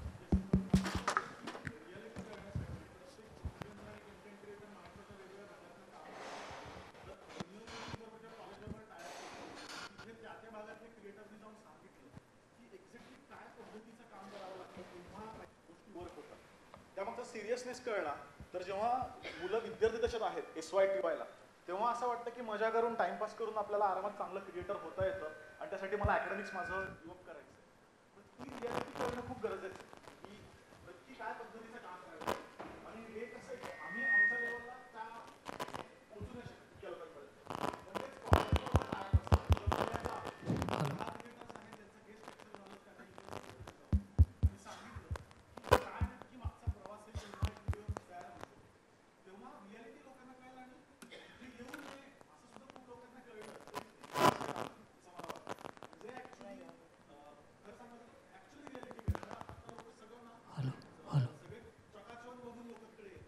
पण या ज्या प्रायव्हेट युनिव्हर्सिटीज आहेत स्किलिंगच्या, त्याच्यामध्ये नाही ऑप्शन प्रायव्हेटच्या मला म्हणजे जर मोठ्या म्हणजे परत किंवा डीम्ड युनिव्हर्सिटी डीम किंवा मी तर म्हणतो की आता समजा पुणे युनिव्हर्सिटी आहे किंवा आता कसं आम्हाला बऱ्याच मास्कॉम इन्स्टिट्यूटमध्ये मी आणि उर्मिला जात होतो. त्या का बोलत होत्या कारण त्या माध्यमांच्याच शाळा आहेत. पण आता फक्त नाही, सगळ्यात जास्त तर इंजिनियर होत आहेत कंटेंट क्रिएटर्स. तर मग सगळ्याच कॉलेजेसमध्ये जर जाऊ शकले आणि एक तोंड ओळख दिली की नक्की काय करावं लागतं तेव्हा तुम्ही सस्टेनेबल बिझनेस किंवा पैसे कमवू शकता, तेव्हा लोक जागी तरी होतील. आणि हे प्रॉब्लेम असं की आम्ही जर इंडिव्हिज्युअल लेवलला युनिव्हर्सिटीजना अप्रोच झालो ना तर ते I am giving you another idea की आता समजा विश्वजितच्या कॉलेजचं नाव काय, भारतीय विद्यापीठ असेल समजा, किंवा सिम्बायसिस असेल किंवा MGM असेल औरंगाबादचं, या सगळ्यांचे कॉलेजेसमध्ये अशी काही प्रोग्राम्स आहेत यासाठी. कॉन्टेंट क्रिएशन किंवा पॉलिटिकल सायन्स किंवा अशा साधारण मोठं त्याच्यामध्ये हे जर आपण इन्क्लूड केलं तर, कारण का सरकार मग परत ते धोरणात जाईल, न्यू एज्युकेशन पॉलिसी लंबा चलेगा. मग as a content creator activity म्हणून ॲटलिस्ट ह्या सगळ्यांमध्ये जर सुरू केलं, वी स्टार्ट सम. नाही, आता बरेच कॉलेज काय करतात की कॉलेजच्या फेस्टला इन्फ्लुएन्सर बोलवतात आणि त्या इन्फ्लुएन्सरला पण खूप भारी वाटतं. मग तो तिथं खरं नाही सांगून येणार मॅम, त्यांची इच्छा आहे की खरं सांगावं क्रिएटरने. एक्झॅक्टली. सो ते खूप भारी होईल. जसे टेडेक्सने एंटिटी तयार केली ना, की टेडेक्स असणं म्हणजे खूप मोठी गोष्ट आहे एखाद्या कॉलेजमध्ये, तशी एखादी एंटिटी जर तयार करू शकलो. कारण फेस्टिवलमध्ये काय होतं, त्याला महोत्सवाचं स्वरूप मिळतं. नाही ह्याच्यात नाही, सिरियसली म्हणजे 50 मुलं ज्यांना करायचं आहे तरी ह्या युनिव्हर्सिटीजला आपण एक 3 दिवसाची ऍक्टिव्हिटी करू शकतो. Let's see what the response is. जसं मग अशी पॉलानी सांगितलं, समर कॅम्प किंवा त्या पद्धती इन्क्युबेशन सेंटरच व्हायला किंवा तसे वर्कशॉपच होणं. Exactly like incubation centre, right. ते तर करू शकतो आपण. हे जी 4 ठिकाणी ठरवलंय ना, कोल्हापूर, औरंगाबाद आणि नागपूर, इथे इन्क्युबेशन सेंटर आपण करू शकतो. माझा एक सल्ला आहे मॅडम, म्हणजे तुम्ही जर कन्सिडर, तुम्ही मेंबर ऑफ पार्लमेंट आहात, थोडे लेजिस्लेशन जर आर्टिस्ट लोकांच्यासाठी थोडे स्कोप आहे करण्याचं. एक्झाम्पल देतो. समजा कुठल्या प्लॅटफॉर्मवरती एखाद्या गाण्यावरती कोणी परफॉर्म केलं, ज्याच्याकडे गाण्याचे कॉपीराईट्स आहेत तो क्लेम करतो, सगळे रेव्हेन्यूज तो घेतो. पण त्याला जर 100 मिलियन व्ह्यूज झाले असतील तर त्या व्यक्तीच्या परफॉर्मन्सला काहीतरी किंमत आहे. नुसतं गाण्यामुळे नाही चाललं. ते गाणं तर तुमचं सगळ्या म्युझिक प्लॅटफॉर्मवरती अवेलेबल आहे, पण त्याचं स्वतःचंही कॉन्ट्रीब्युशन आहे. तर थोडे लेजिस्लेशनमध्ये जर त्यांना प्रोटेक्शन दिलं ना तरच ते मिळू शकतं. नाही तर कॉन्ट्रॅक्च्युअली हे जायंट सगळे यांना खाऊन टाकतील. हे तुम्हाला जावेद अख्तर साहेबांना भेटायला गेले, कारण का ते लेजिस्लेशन त्यांच्या पुढाकाराने झाले, तर त्याच्यात काही बदल घडवायचे असतील तर will have to first talk to him. I will get you for that content. पण थोडी बिगर कॉज घेऊन जर आपण काही अजेंडा प्लॅन करू शकू तर म्हणजे काय? जसं की आम्ही शेतीचं चॅनल करतो, तर आम्ही ऑन ग्राउंड रियालिटी त्या घेऊन त्या कशा केटर करता येतील आणि कसं लॉंग रनमध्ये काहीतरी इम्पॅक्टफुल होईल असं करतो. म्हणजे व्हिडिओ झाला, बघितला, लाईक्स आणि कॉमेंट्स इतकं मर्यादित राहिलं तर याचा काहीच इतका उपयोग नाही आहे. किंवा जस्ट 5-50 क्रिएटर घेऊन त्यांना घडवतो, तेही एक थोडा छोटाच कॉज आहे. एक मोठा कॉज जर घेतला की काहीतरी एक सोशल कॅम्पेन घेतलं की जो क्रिएटरच्या माध्यमातून सगळं ते टँजिबल होतं. ते टँजिबल कसं करायचं, म्हणजे त्याचा थर्ड पार्टी ऑडिट करायला लागेल.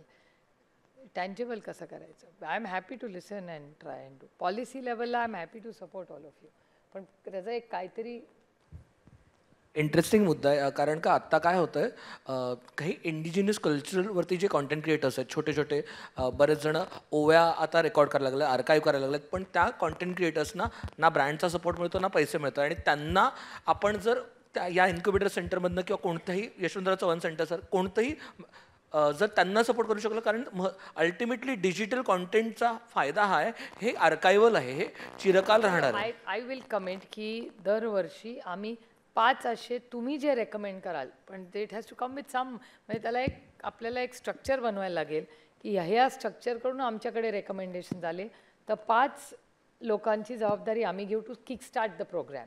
टू स्टार्ट, पण त्याला standard, we are not the domain experts, you are the domain experts.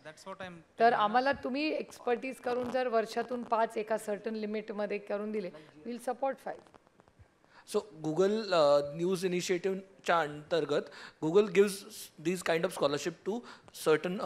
Will be happy to do it. त्या पद्धतीने आपण 5 टू स्टार्ट विथ, 2 वर्षात let's see where we head and we can relocate it. We happy to do it. हां, म्हणजे एक movement असेल, एक culture असेल ना, तर ते लॉंग टर्म चालेल. हो, पण त्याचा जर तुम्ही मला पेपर करून दिला ना, then will put it into a format, will put it in a structure and will implement it from next year. तुम्ही जर तुमची तयारी असेल तर 12 मार्चला चव्हाण साहेबांची जयंती असते, तर 12 मार्चला लॉन्च करू, नाही का? 5नी तर सुरू करू, because it's something completely new for us. We are not the domain experts. बोला ना.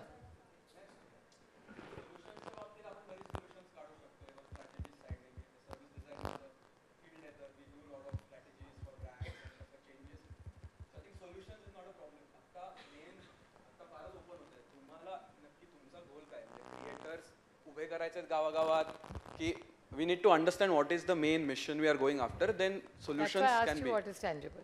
Yeah. Okay. So we'll But have to. तुम्ही कोणत्या दृष्टिकोनातून नाही बघता? see, it's a completely new medium for us. This is not our core competence एक.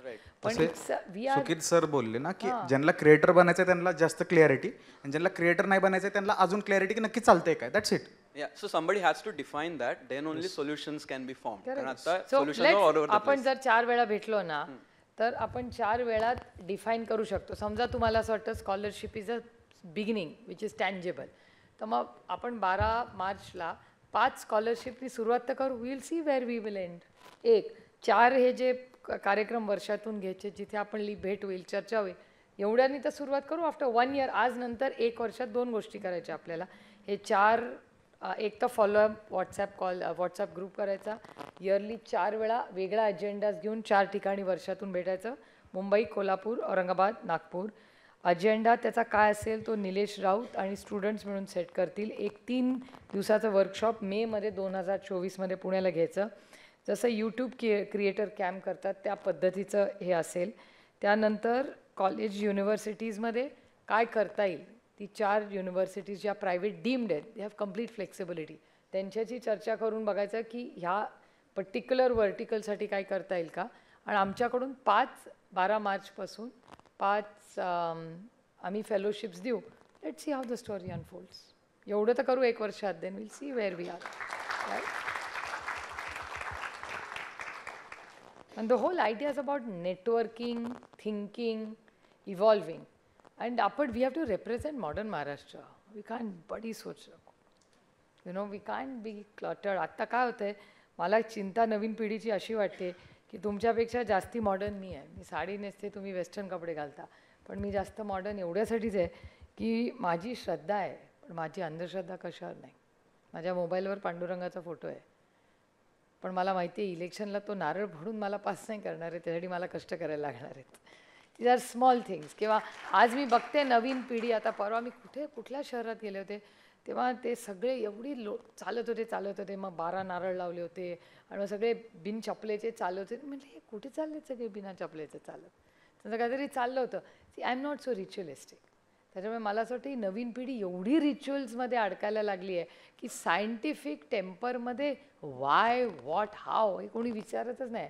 लोक सांगतायत, मी सकाळी माझ्या भाषणात बोलले तसं, की ते आता एक प्रथा आहे ती कुठल्या तरी त्या जेवणाची, तर ते दोंडी, मग ते आता ते रील झालं तर सगळेच करायला लागले. आम्ही Y is nobody asking.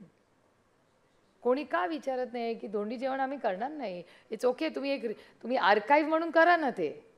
It's an archival activity, it's not a modern day activity असं मला वाटतं. कारण का ठीक आहे, कल्चरल गोष्टी करा ना, पण मग त्या मापात करा ना.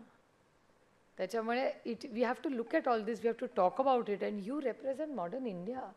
तुम्ही जेंडर्सच्या पुढे गेलेले असायला पाहिजे. म्हणजे आजही सेम सेक्स मॅरेजवर मी एकच खासदार आहे जी फ्रीली बोलते. आमचा एकच पक्ष आहे जो LGBTQ आहे, आमच्याकडे व्हर्टिकल आहे. Why is everybody म्हणजे अच्छा ये ताई की टोली. हाऊ इज इट ताई की टोली? It's a social issue which we must talk openly about. त्याच्यात काय that doesn't mean I am less modern or more modern here. It's a reality of life and I am a policy maker.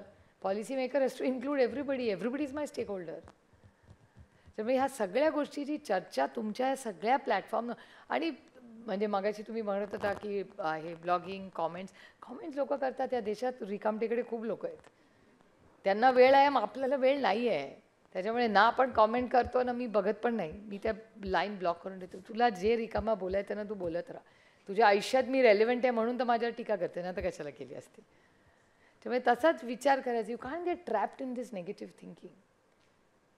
आणि ते hurtful असतं वगैरे, ते ठीक आहे hurtful असतंच, पण you have to let go because you have to see the larger picture.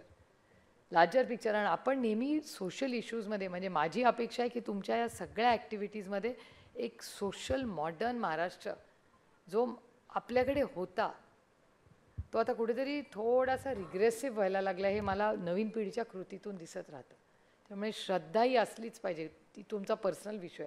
पण अंधश्रद्धा, सायंटिफिक टेम्पर, शिकता कशाला मग सायंटिफिक टेम्पर नसेल तर. त्यामुळे हा जो एक नवीन बदल महाराष्ट्रात होतोय ना, जे चर्निंग होतं, उभं राहा, जे पाहिजे ते बोला, कुणावरही टीका करा. What is the big deal यार. तुम्हाला हक आहे वो, इट्स योर कॉन्स्टिट्यूशनल राईट. तर कॉन्स्टिट्युशनल राईट्स आपण विसरलो, आपल्याला आपले अधिकारच माहिती नाही. त्यामुळे ह्या सगळ्यांनी भीती, कशाची भीती, भीत्यावाटी ब्रह्म राक्षस, बिंदास दिल खोल के करो या जो मर्जी आहे करो, as long as you are within the constitution. कॉन्स्टिट्यूशनच्या चौकटीत राहून करा, कारण का या देशात म्हणजे विरोधक पण दिलदार असला पाहिजे ना, तर मजा काय त्याच्यात, life will be so boring.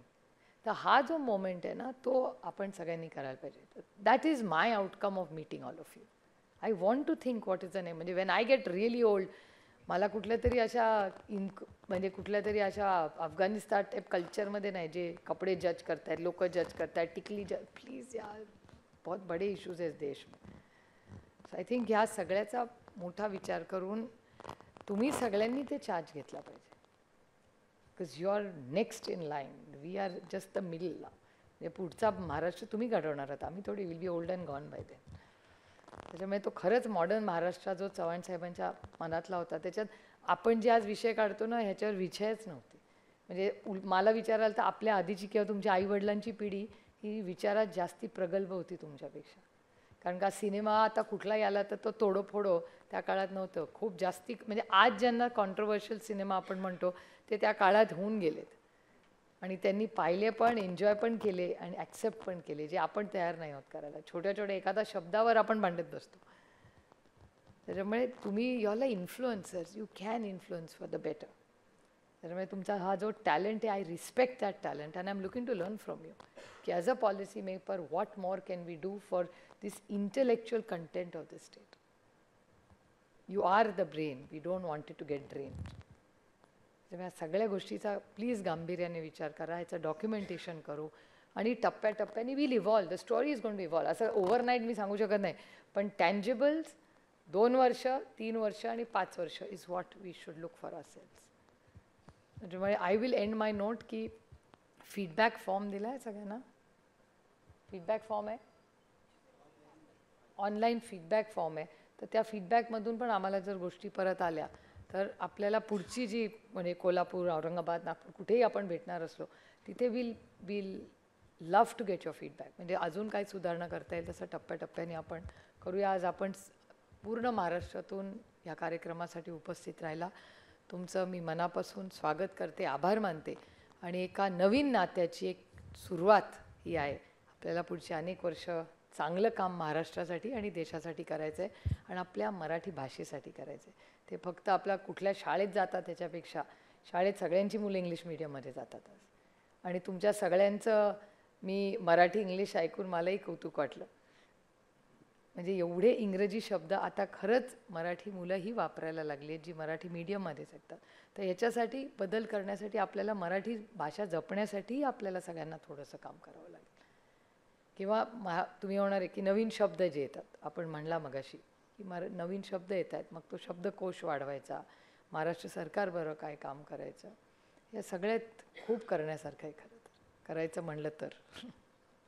पण तुम्ही आलात आणि खूप चांगला इनपुट दिला, याबद्दल मी तुमचे मनपूर्वक आभार मानते. कोणाची काही चांगली पुस्तकं असतील तर त्याचीही माहिती त्या व्हॉट्सॲप ग्रुपवर टाकत राहा. त्या माध्यमातून आपल्याला चांगली नवीन पुस्तकं ती सगळ्यांबरोबर शेअर करता येतील, त्याच्यावर चर्चासत्र ठेवता येतील. अनेक गोष्टी ॲक्टिव्हिटीज आम्ही करत राहतो, तर त्याच्यात काही बदल असतील तेही सुचवा मला. Okay, anything else? कुणाला काय सुचवायचं आहे, बोलायचं आहे? चला, धन्यवाद.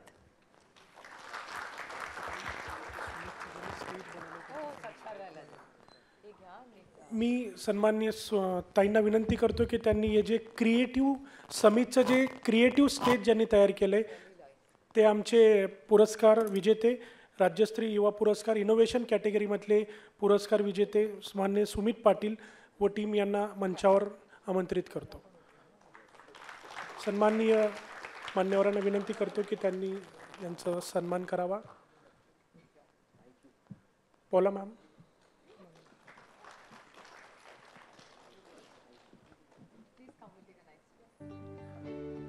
मी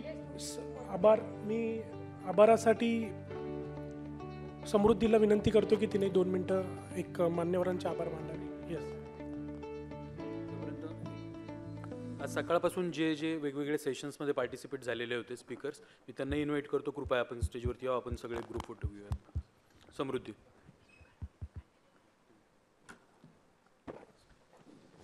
यशवंतराव चव्हाण सेंटरच्या वतीने आयोजित करण्यात आलेल्या एकदिवसीय महाराष्ट्र क्रिएटर समिट 2023 अंतर्गत सहभागी झालेल्या मान्यवरांनी status of language, earning from content creation, copyright and IP issues, staying safe as content creator ह्या विषयांवर विचार प्रकट केले.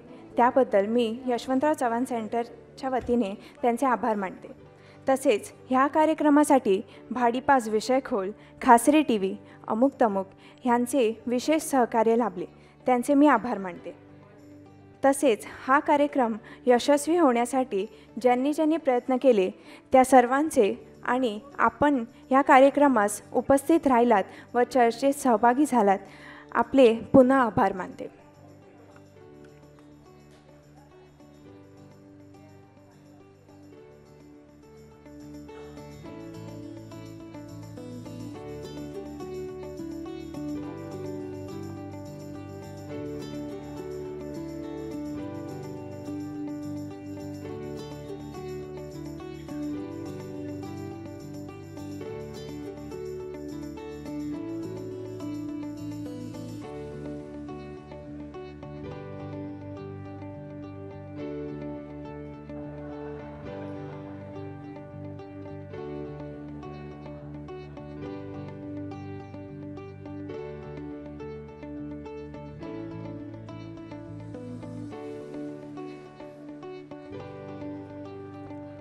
सर्वांना रजिस्टर्ड कॅन्डिडेटला विनंती आहे की त्यांना ऑनलाईन फीडबॅक फॉर्म्स आपल्याला पाठवण्यात येईल.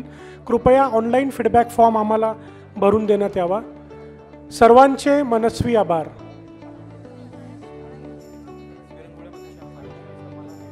व विरंगुळामध्ये चहा पाण्याची व्यवस्था केली आहे. कृपया आपण चहाचा जाण्याआधी आस्वाद घ्यावा ही विनंती. धन्यवाद.